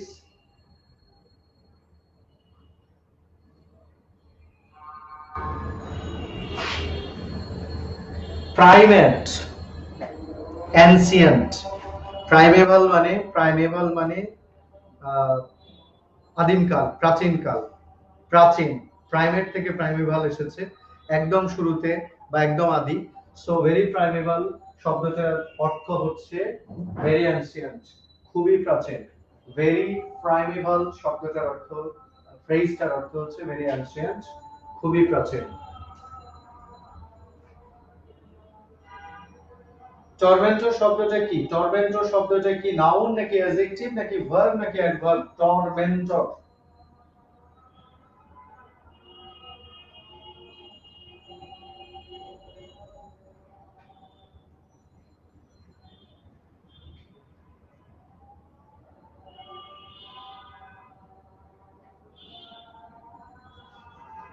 টর্মেন্টর মানে কি? টর্মেন্টর মানে হচ্ছে যে ব্যক্তি কাউকে যন্ত্রণা দেন। কোন একজন ব্যক্তি যিনি কাউকে যন্ত্রণা দেন, যে ব্যক্তি কোন নাউনকে যন্ত্রণা দেন, বেদনা দেন, কষ্ট দেন, তাকে আমরা টর্মেন্টর বলি। So tormentor is a noun. জন্মসূত্রে শব্দটা একটা noun, tormentor. The word tormentor is a noun. Tormentor মানে পীড়াদায়ক ব্যক্তি, যে ব্যক্তি কাউকে পীড়া দেন, কষ্ট দেন, ঝামেলা করেন, সেই ব্যক্তিকে আমরা এক কথায় টর্মেন্টর বলি। ইন্টারেস্টিং একটা ইডিয়ম এখানে। What is the meaning of the idioms pins and needles? Pins and needles মানে কি?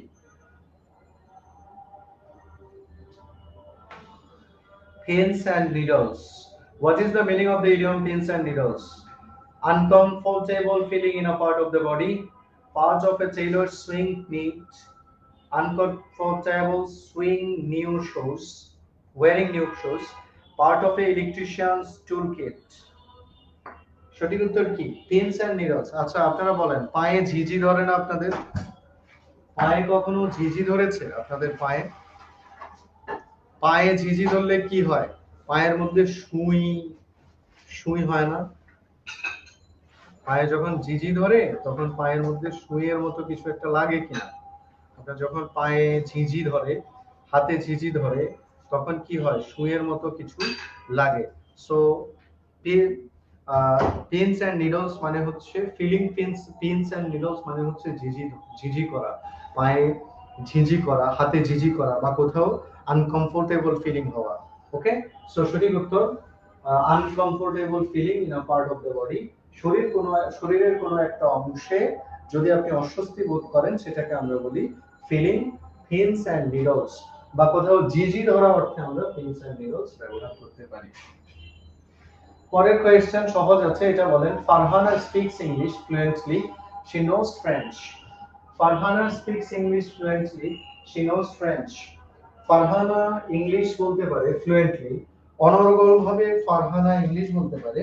পরে বলেছে শি নোজ ফ্রেঞ্চ, ফারহানা ফ্রেঞ্চও জানে।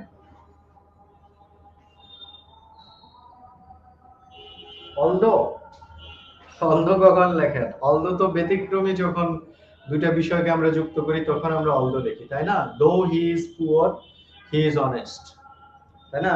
যখন দুইটা বিপরীত ধর্মী জিনিসকে আমরা যুক্ত করি তখন আমরা দো অথবা অলদো লিখি। এখন এখানে কি দুটো বিপরীত ধর্মী জিনিস নাকি একটা আরেকটা সাপোর্টিভ জিনিস?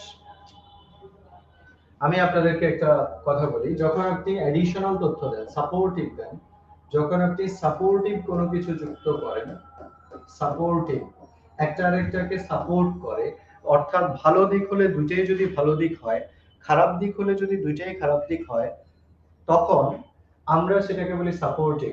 যেমন যেমন যেমন ধরেন আপনি বললেন যে মুন্নি ভালো ক্রিকেট খেলে, আবার বললেন যে মুন্নি ভালো ভাত রান্না করতে পারে। তাহলে মুন্নি ক্রিকেট খেলতে পারে, মুন্নি ভালো রান্না করতে পারে, এই দুইটা জিনিস মুন্নির কি গুড কোয়ালিটিস না ব্যাড কোয়ালিটিস? দুইটাই গুড কোয়ালিটিস। এটাকে আমরা বলি সাপোর্টিভ। তো সাপোর্টিভ গুলোকে যুক্ত করার জন্য আমরা কি ব্যবহার করি? সাপোর্টিভ গুলোকে যুক্ত করার জন্য আমরা ব্যবহার করি ইন অ্যাডিশন। ইন অ্যাডিশন যুক্ত করে দিতে পারি আমরা, মোর ওভার দিতে পারি, মোর ওভার। তারপরে আমরা ফার্দার মোর অথবা ফার্দার ইত্যাদি আমরা ব্যবহার করি। হাউএভার কখন ব্যবহার করি? হাউ এবং অলদো ব্যবহার করি আমরা কখন? যখন আমরা দুটো বিপরীতধর্মী জিনিসকে যুক্ত করি তখন আমরা হাউএভার অথবা অলদো ব্যবহার করি। কেমন? যেমন যেমন আপনি যখন বলেন যে বাংলাদেশ ক্রিকেট দল ভালো খেলে কিন্তু তারা গতকালকে খেলায় হেরে গিয়েছে। বাংলাদেশ ক্রিকেট দল সাধারণত ভালো খেলে কিন্তু গতকালকে তারা হেরে গিয়েছে। সাধারণত ভালো খেলে কিন্তু তাহলে গতকালকে হারার কথা না, কিন্তু তারপরেও তারা হেরে গিয়েছে। এরকম ক্ষেত্রে আমরা ব্যবহার করি হাউএভার, অথবা আমরা ব্যবহার করতে পারি দো অলদো, নেভার দিলেস, নান দিলেস ইত্যাদি আমরা ব্যবহার করি। ওকে, সো এখানে একটা আরেকটা সাপোর্টিভ। ফারহানা ইংলিশ বলতে পারে ভালোভাবে এবং সে কি করতে পারে? ফ্রেঞ্চও জানে, ইংলিশ জানে, এটার বাড়তি আরো পাওনা হিসেবে সে কি করতে পারে? সে ফ্রেঞ্চও জানে। সো এটা একটা আরেকটা সাপোর্টিভ। ইন দিস কেস আমরা এখানে মোর ওভার ব্যবহার করব। একজন বলেছেন এখানে ইন এডিশন দেয়া যেত কিনা? অফ কোর্স দেয়া যেত, ইন এডিশনও লেখা যেত। In addition, moreover, furthermore ইত্যাদি যে কোনো একটা সাপোর্টিভ, যে কোনো একটা কানেক্টর এখানে ব্যবহার করা যেতে পারে। সো সঠিক উত্তর মোর over. And then 70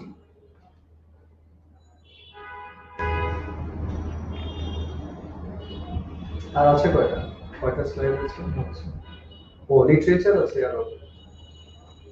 okay, philosopher ponders hence the meaning of life.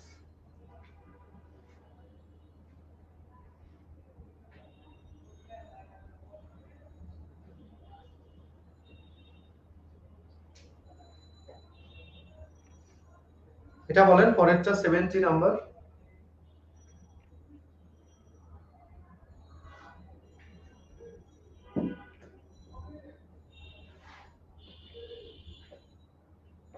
পন্ডারের পরে দুটো প্রিপজিশন হতে পারে, একটা হচ্ছে পন্ডার অন আর একটা হচ্ছে পন্ডার ওভার। পন্ডার অন অথবা পন্ডার ওভার, বিবেচনা করা, নিমগ্ন থাকা, গভীর ধ্যানমগ্ন থাকা, সুবিবেচনা করা অর্থে আমরা পন্ডারের পরে অন অথবা ওভার ব্যবহার করি। এখানে যেহেতু ওভার নেই সেহেতু এক্স্যাক্টলি এক কথায় আমরা এখানে অন ব্যবহার করব। সো 70 নাম্বার প্রশ্নের উত্তর হচ্ছে ponder on. Ponder on. A philosopher ponders on the meaning of life. এটার উত্তর করেন, সবাই তো পারেন এটা 71, সবাই তো উত্তর পারেন, উত্তর করেন এটা।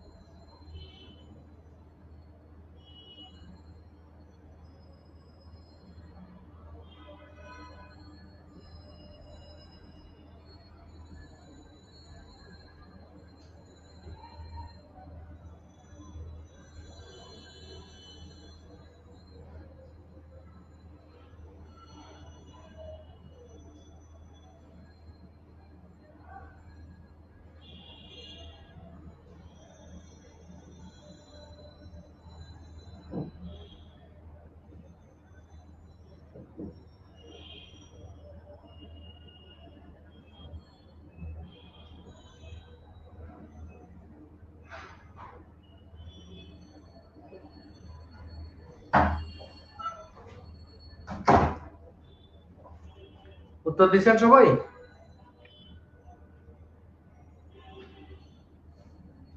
সবাই কি অ্যান্সারটা লিখছেন?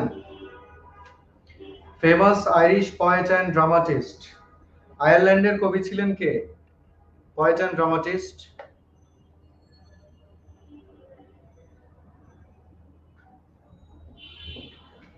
ওকে, এখানে লিও টলস্টয় আছেন, আলেকজান্ডার পোপ আছেন, এইচজি ওয়েল আছেন। আপনারা ডব্লিউবি ইয়েটস এর কথা নিশ্চয়ই শুনেছেন। ডব্লিউবি ইয়েটস এর কথা নিশ্চয়ই শুনেছেন। ডব্লিউবি ইয়েটস আইরিশ ছিলেন, আইরিশ পোয়েট অ্যান্ড ড্রামাটিস্ট ছিলেন। সো সঠিক উত্তর ডব্লিউবি ইয়েটস। এবং জিবি শয়ের নাম শুনেছেন কিনা? জিবি শ কিন্তু আইরিশ ছিলেন, জাবলিনের, আয়ারল্যান্ডের জাবলিনে জন্মগ্রহণ করেছিলেন জিবি শ। সো জিবি শ এবং ডব্লিউবি ইয়েটস এরা পরীক্ষা কখনো আসলে মনে রাখবেন এরা আমেরিকান অথবা ব্রিটিশ নন, এরা আয়ারল্যান্ডে ছিলেন। পরের প্রশ্নটা বলেন, who is the author of the drama you never can tell? খুব সহজ প্রশ্ন এটা, 72 ইউ নেভার ক্যান টেল, খুব সহজ প্রশ্ন। তাড়াতাড়ি বলেন, আমাদের আর 8টা প্রশ্ন আছে, আমরা শেষ করব, তাড়াতাড়ি বলেন। ইউ নেভার ক্যান টেল কে লিখেছেন? GB Shaw, George Bernard Shaw. আমরা একটু আগে ক্যান্ডিডা পড়ছিলাম, ক্যান্ডিড পড়ছি তাই না? ক্যান্ডিডের সিনোনিম পড়েছিলাম আউটস্পোকেন। ক্যান্ডিডা নামে একটা নাটক আছে, নাটকটা লিখেছেন George Bernard Shaw. Bernard Shaw আয়ারল্যান্ডের জাবলিনে জন্মগ্রহণ করেন। বার্নার্ড শ একজন আইকোনোক্লাস ছিলেন, সামাজিক রীতিনীতি, আইন কানুন এগুলো মেনে চলতেন না। বার্নার্ড শয়ের সাহিত্যকর্মের মধ্যে উল্লেখযোগ্য Man and Superman, Arms and the Man, Caesar and Cleopatra, you never can tell, Heartbreak House, Candida, Man of Destiny ইত্যাদি। জিবি শ সম্পর্কে তথ্য সংগ্রহ করবেন, জানবেন, বোঝার চেষ্টা করবেন। জিবি শ থেকে পরীক্ষায় প্রশ্ন আসার সম্ভাবনা রয়েছে। পরের প্রশ্ন, ডেথ অফ এ সেলসম্যান কে লিখেছেন? Death of a Salesman. Who wrote the writing Death of a Salesman?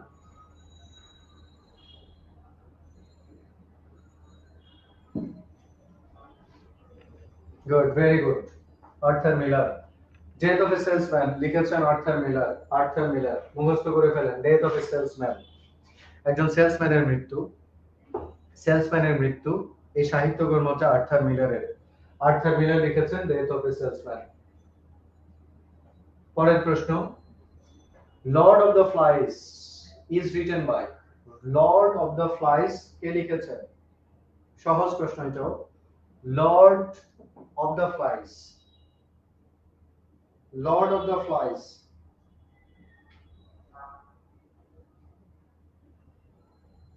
Lord of the Flies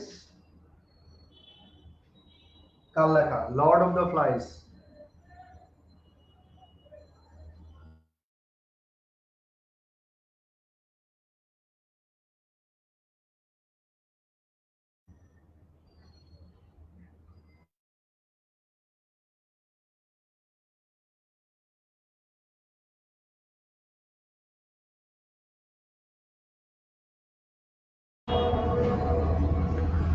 okay, so William Golding. Good. Lord of the Flies এটা সাহিত্যকর্মটা লেখা হচ্ছেন উইলিয়াম গোল্ডিং। দুইবার মনে মনে পড়েন, Lord of the Flies, Lord of the flies এটার লেখক হচ্ছেন উইলিয়াম গোল্ডিং। লক্সলি হল, সহজ প্রশ্ন, লক্সলি হল কে লিখেছেন? লক্সলি হল যিনি লিখেছেন তিনি, লক্সলি হল যিনি লিখেছেন তিনি ইন মেমোরিয়াম লিখেছেন। পরের প্রশ্ন, লক্সলি হল যিনি লিখেছেন তিনি ইন মেমোরিয়াম লিখেছেন, ইন মেমোরিয়াম। লক্সলি হল যিনি লিখেছেন, লক্সলি হল যিনি লিখেছেন তিনি ইন মেমোরিয়াম লিখেছেন। 40তম প্রিলিতে ইন মেমোরিয়াম আসছিল। জানতে চাওয়া হয়েছে ইন মেমোরিয়াম কার স্মরণে লেখা হয়েছে?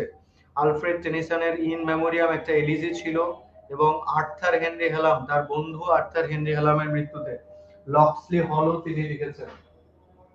Alfred Tennyson. 75 who wrote the poem Locksley Hall? উত্তর হচ্ছে Alfred Tennyson. The Last Ride Together Last Ride Together is a poem by Last Ride Together. কে লিখেছেন? Last Ride Together.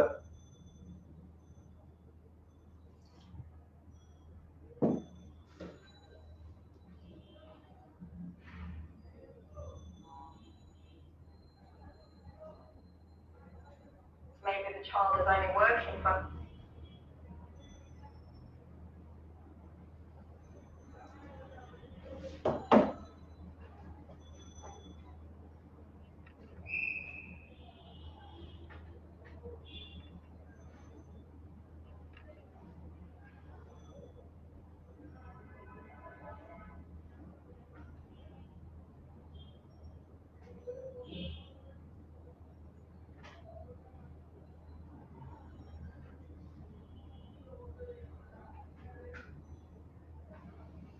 Last Ride Together.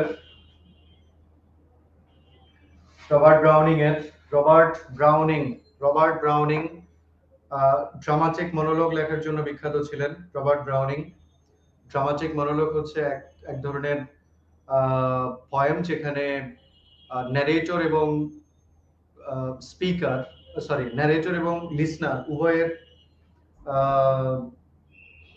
উভয়ের আপনারা কি নিজেরা নিজেদের সাথে আবার মারামারি করছেন নাকি? সো সেখানে সেখানে ড্রামাটিক মনোলগ লেখার জন্য বিখ্যাত রবার্ট ব্রাউনিং। তিনি ভিক্টোরিয়ান পিরিয়ডের রাইটার। রবার্ট ব্রাউনিং এর সাহিত্যকর্মগুলো, উল্লেখযোগ্য সাহিত্যকর্মগুলো হচ্ছে রাব্বি বেনেজরা, অ্যান্ড্রিয়া ডেল সার্টোর মধ্যে লুক্রেজিয়া নামে একটা গুরুত্বপূর্ণ ক্যারেক্টার আছে। যাই হোক, এগুলো লিটারেচারের আলোচনা, আপনাদের টিচাররা নিশ্চয়ই লিটারেচার আপনাদেরকে পড়িয়েছেন বিস্তারিত। পরের প্রশ্ন, how do I love thee. How do I love thee কার লেখা আছে? How do I love thee is a famous sonnet. এটা একটা সনেট ছিল, কে লিখেছেন?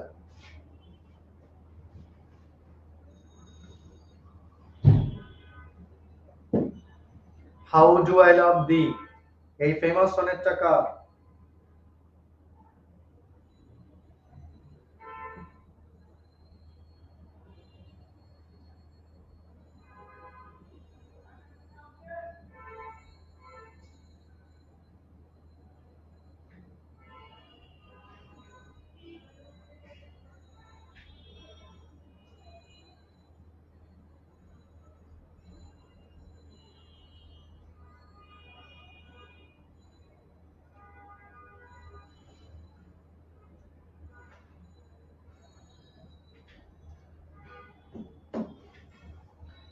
আমরা দেখি কে লিখেছেন। E B Browning. E B Browning. Hello, হ্যাঁ, আমার ক্লাস এই প্রায় শেষ পর্যায়ে, আর 10-15 মিনিট পড়াবো, প্রায় শেষ পর্যায়ে। আপনি কই?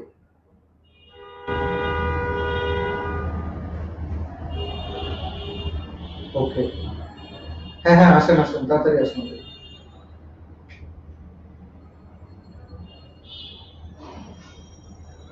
হুম হুম হুম, ঠিক আছে, আমি আছি।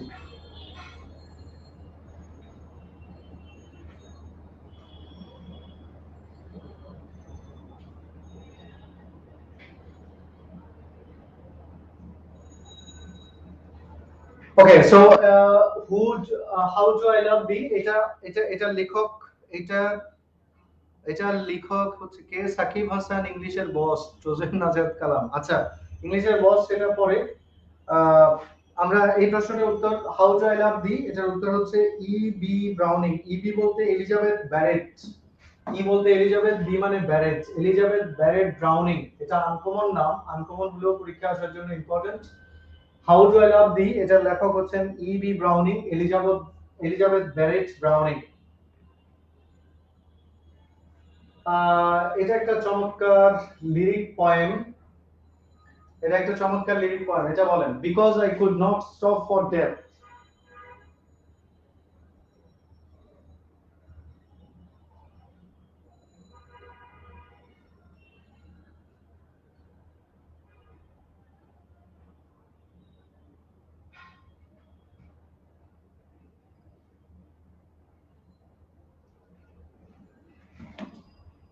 হেমিংওয়ে না, হেমিংওয়ে না, হেমিংওয়ে না। Very good, Emily Dickinson. Emily Dickinson, because I could not stop for death. Because I could not stop for death, এটা একটা লিরিক পোয়েম লিখেছেন এমিলি ডিকেনসন। এমিলি ডিকেনসনের লেখা, Emily Dickinson.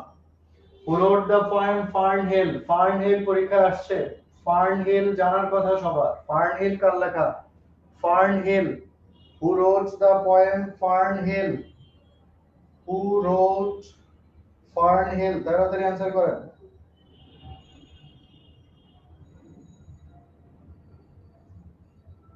Who wrote Fern hill?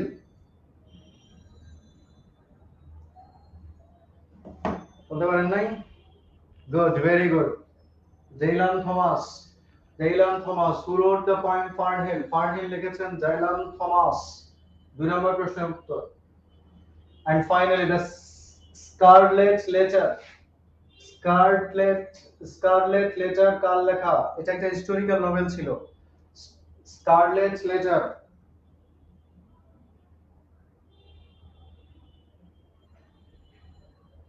দ্রুত বলেন।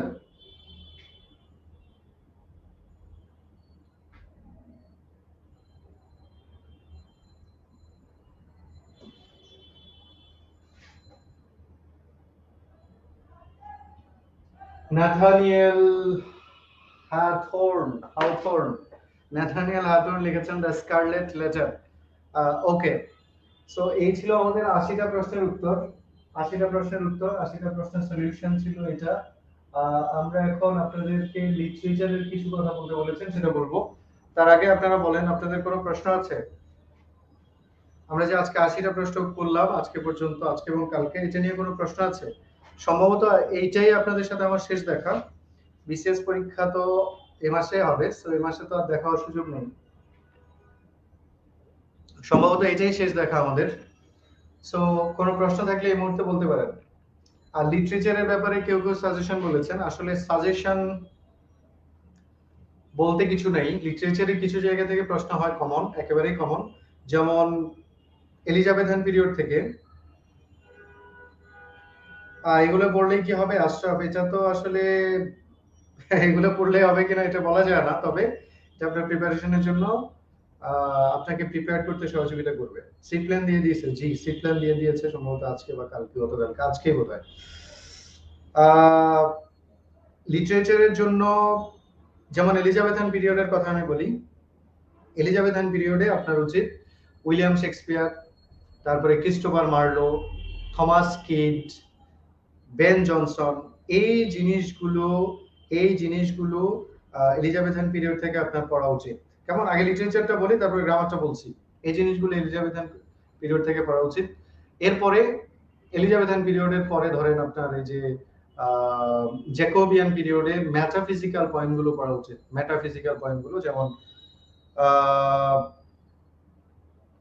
যেমন আপনার কি বলে মেটাফিজিক্যাল মধ্যে, যেমন জন ডান থেকে কিন্তু 42তম বিসিএস পরীক্ষা যেটা হয়েছে ডক্টরদের, সেটাতেও কিন্তু জন ডান থেকে প্রশ্ন আসছে, এবং জন ডান থেকে প্রশ্ন আসার সম্ভাবনা বেশি। জ্যাকোবিয়ান পিরিয়ড যখন পড়বেন, জন ডান, অ্যান্ড্রু মার্ভেল, জর্জ হারবার্ট, এদের পড়াগুলো পড়বেন। তবে সবচেয়ে বেশি আপনার যেটা পড়া উচিত জ্যাকোবিয়ান থেকে, সেটা হচ্ছে আপনার জন ডান। অ্যান্ড দেন জ্যাকোবিয়ানের পরে কমনওয়েলথ, ক্যারোলিনের রবার্ট হেরিক পড়লে মোটামুটি হবে, টু ড্যাফোডিলস।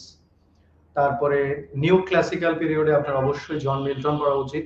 জন মিল্টন, জন ব্রাইডেন, জন বনিয়ান, এদের পড়া উচিত। তারপরে পরবর্তীতে যেটা আছে রোমান্টিক পিরিয়ড। আচ্ছা, নিউ ক্লাসিক্যালের মধ্যে রেস্টোরেশন বললাম, রেস্টোরেশনের পরে অগাস্টান আছে, অগাস্টানের মধ্যে আলেকজান্ডার পোপ, তারপরে আপনার কি বলে জনাথন সুইফট, তারপরে হচ্ছে আমাদের এজ অফ সেন্সিবিলিটি থেকে father of Nobel, Henry fielding, Samuel Johnson, Samuel Richardson, এগুলো দেখে যাবেন। তারপরে হচ্ছে রোমান্টিক পিরিয়ডে আমি স্পেসিফিক গুরুত্ব দিব William Wordsworth, ST. Coleridge, PB. Shelley, John Keats, এই চারজন।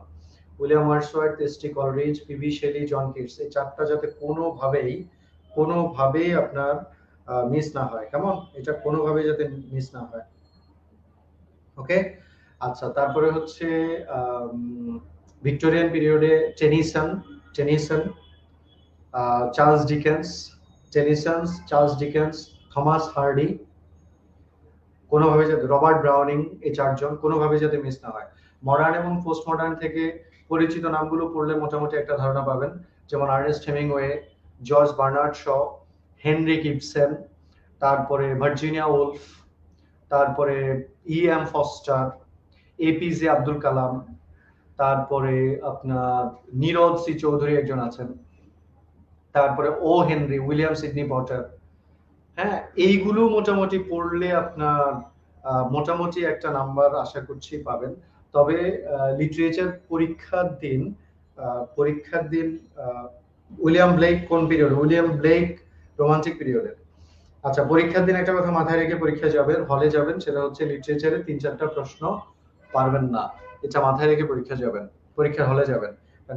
লিটারেচারে গত 2টা বিসিএস লিটারেচারে যে ধরনের প্রশ্ন হয়েছে, সে ধরনের প্রশ্ন থেকে আপনি মোটামুটি এইটা মাথায় রাখবেন যে সব প্রশ্নের উত্তর দিতে পারবেন না, 3-4টা প্রশ্ন পারবেন না, এটা মাথায় রেখে পরীক্ষার হলে যাবেন।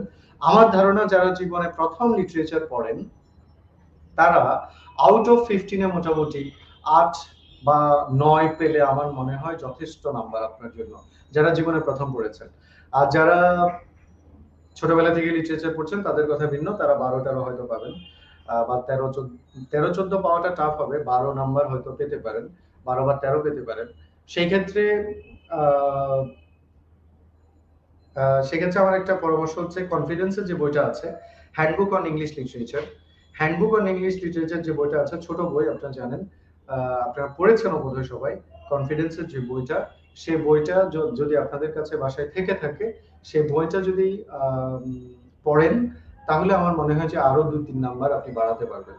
এমনিতে মোটামুটি পরিচিত যারা আছে তাদেরকে পড়লে হয়তো 7 বা 8 এর মধ্যে থাকবেন, প্লাস কনফিডেন্সের বইটা পড়লে হয়তো আরো 2-1 নাম্বার বা 2-4 নাম্বার বাড়বে। খুবই গুরুত্বপূর্ণ কথা হচ্ছে কোটেশন গুলো ইম্পর্টেন্ট। উইলিয়াম শেক্সপিয়ার এর কোটেশন এবং রোমান্টিক পিরিয়ডে যারা আছে তাদের কোটেশন গুলো, বিশেষ করে ওয়ার্ডসওয়ার্থ, শেলি, কিটস, এদের কোটেশন গুলো পড়বেন। লিটারি টার্ম থেকে 1 নাম্বার হবে, এটা মাথায় রাখবেন। 1 নাম্বার যদিও মাঝে মাঝে মিস হয়, ভাগ্য ভালো হলে লিটারি টার্ম গুলো থেকে 1 নাম্বার পাবেন। কনফিডেন্সের ফিজিক্যাল ক্লাসগুলোতে আমি গত মাসেও বা তার আগেও বোধহয় 15 থেকে 20টা লিটারি টার্ম পড়িয়েছি। লিটারি টার্ম থেকে যদি প্রশ্ন হয়, আশা করছি 15 থেকে 20 নাম্বারের মধ্যে, এই 15 থেকে 20টা লিটারি টার্মের মধ্যে আশা করি পেয়ে যাবেন। এছাড়া আপনাদেরকে আমি লিটারেচার পড়িয়েছি অনলাইন ক্লাসে অনেক আগে, সেটা গ্রুপে আছে কিনা খুঁজে দেখেন, যদি থাকে সেটাও করতে পারেন। এন্ড দেন সাল মানে হচ্ছে ডিউরেশন, বিভিন্ন যে গ্রুপের যে ডিউরেশন গুলো আছে, যেমন ধরেন যেমন রেস্টোরেশন পিরিয়ড শুরু হয়েছে কবে, শেষ হয়েছে কবে, জ্যাকোবিয়ান শুরু কবে, শেষ কবে, তারপরে মডার্ন পিরিয়ড শুরু কবে, শেষ কবে, এরকম যে পিরিয়ড গুলো আছে, পিরিয়ড গুলো থেকেও আপনি ভাগ্য ভালো হলে 1 নাম্বার আশা করছি পাবেন, বিভিন্ন সময় এসেছে। এই হচ্ছে লিটারেচারের ব্যাপার। দ্বিতীয় ব্যাপার যেটা, সেটা হচ্ছে গ্রামার থেকে কোন টপিকগুলো সবসময় হয়। দেখুন, আমি 35 থেকে পরের বিসিএস গুলোর কথা যদি বলি, তাহলে গ্রামার থেকে সবসময় প্রশ্ন হয়েছে যেখান থেকে, সেটা হচ্ছে identification of parts of speech. আপনাদের কাছে যদি প্রশ্ন থাকে তাহলে 41তম প্রিলিমিনারি প্রশ্নটা খুলে দেখেন। অফলাইনে ক্লাসের জন্য টাঙ্গাইলে আসার সম্ভাবনা আসছে কি না? সম্ভাবনা নাই। সিলেটে অফলাইন ক্লাসে টাঙ্গাইলে আসার সম্ভাবনা নেই। সিলেটে পড়িয়েছিলাম, জি, সিলেটে অল্প কয়েকদিন আগে আমি পড়িয়েছিলাম। যদি পড়িয়ে থাকি সেটা ভালো, সেটা পড়ার চেষ্টা করেন। সো দেখুন, 41তম প্রিলিমিনারি প্রশ্ন যদি আপনার হাতে থাকে, খুলে দেখেন। শুধুমাত্র 41তম প্রিলিমিনারিতে identification of parts of speech থেকে প্রশ্ন আসছে 3 থেকে 4টা। খুলে দেখেন, 3 থেকে 4টা প্রশ্ন শুধুমাত্র identification of parts of speech থেকে আসছে, যেমন প্রিপোজিশন কিনা, নাকি নাউন, নাকি প্রোনাউন, এই টাইপের। সো সর্বপ্রথম আমাকে কেউ যদি বলে গ্রামারের জন্য কি পড়বো, আমি বলবো এই মুহূর্তে identification of parts of speech পড়া উচিত। রেকমেন্ডেড বই হচ্ছে Wren and Martin high school English grammar and composition. সেই জায়গা থেকে অথবা আপনার কাছে যদি এই মুহূর্তে তো রেন মার্টিন কিনে পড়ার সময় নাই, যে বই থাকুক না কেন ওই বইয়ের identification of parts of speech অধ্যায়টা ভালো করে পড়বেন। সেকেন্ড গুরুত্বপূর্ণ টপিক যেটা আমি বলবো সেটা হচ্ছে নাম্বার এবং জেন্ডার না, সেটা হচ্ছে ভয়েস। সেকেন্ড গুরুত্বপূর্ণ টপিক আমি বলবো ভয়েস। কেন? কারণ ভয়েস থেকে প্রতিটা বিসিএস এ একটা প্রশ্ন আসছে, কোনো বারই বাদ যায় নাই। এবং ভয়েস থেকে গুরুত্বপূর্ণ ব্যাপার হচ্ছে ভয়েস থেকে প্রশ্ন আসছে শুধুমাত্র বেশিরভাগ ক্ষেত্রেই হু দিয়ে। হু হলে বাই হোম হয় না, উইথ হোম হয় না, টু হোম হয়, এই টাইপের প্রশ্ন আসছে। তাহলে আর আপনি অফলাইন ক্লাস করার সুযোগ পেলাম না। দোয়া করবেন, দোয়া রইল ইনশাআল্লাহ। ফাতেমা আপনি ফ্রিলি কোয়ালিফাই করেন, রিটেনে আবার জয়েন করবেন, দেখা হবে কোনো না কোনো সময়, এক সময় দেখা হয়ে যাবে। এন্ড দেন আরেকটা টপিক সব সময় গুরুত্বপূর্ণ, সেটা হচ্ছে জেরান্ড পার্টিসিপল ভার্বাল নাউন। প্রশ্ন হয় সব সময় জেরান্ড পার্টিসিপল ভার্বাল নাউন। তারপরে নাম্বার এবং জেন্ডার সব সময় প্রশ্ন হয়, নাম্বার এবং জেন্ডার সব সময় প্রশ্ন হয়। সাবজেক্ট ভার্ব এগ্রিমেন্ট প্রশ্ন হবে। ঠিক আছে, এই যে টপিকগুলো মোটামুটি পড়লেও আপনি 4-5 নাম্বার আশা করছি অনায়াসে তুলতে পারবেন। সরি, ক্লজ ফ্রেজ, হ্যাঁ ক্লজ ফ্রেজের কথা ভুলে গেছি আমি। ক্লজ ফ্রেজ খুঁজতেছিলাম, কোনটা ভুলে গেছি। ক্লজ ফ্রেজ থেকেও সব সময় প্রশ্ন হয়, একেবারে সব সময় প্রশ্ন হয়। তো এই হচ্ছে মোটামুটি ওভারঅল পরিকল্পনা, ওভারঅল টপিক। এই মুহূর্তে নতুন করে কিছু পড়ার দরকার নেই, সময় খুবই কম, 10-12 দিন আছে, 10 দিন আছে বা 12 দিন। এই সময় আপনার কাজ হচ্ছে যা পড়েছেন সেগুলোকে রিভাইজ করা, বারবার রিভাইজ করতে থাকেন। পাস করবেন কি ফেল করবেন সেটা এই মুহূর্তে বলার দরকার নেই। যারা মুসলিম আছেন তারা প্রচুর পড়াশোনা করেন, নামাজ পড়েন, আল্লাহকে বলেন যে আমি পড়াশোনা করছি, পরিশ্রম করছি, ফলাফলের জন্য তোমার উপর ডিপেন্ড করছি, ফলাফলের জন্য তুমি তোমার কাছে দোয়া করি, তুমি ফলাফল আমাকে দাও, আমি পরিশ্রম করছি, তুমি ফলাফল দাও, এরকম করে আল্লাহর কাছে দোয়া করেন। আর হতাশ হওয়ার দরকার নেই, এই মুহূর্তে শুধু পড়াশোনা করেন। এই থ্যাংক ইউ, সবাই ভালো থাকবেন। কখনো আবারও হয়তো কোনো একদিন আবার দেখা হবে। ভালো থাকবেন সবাই। Thank you very much. I wish you all the best. Thank you.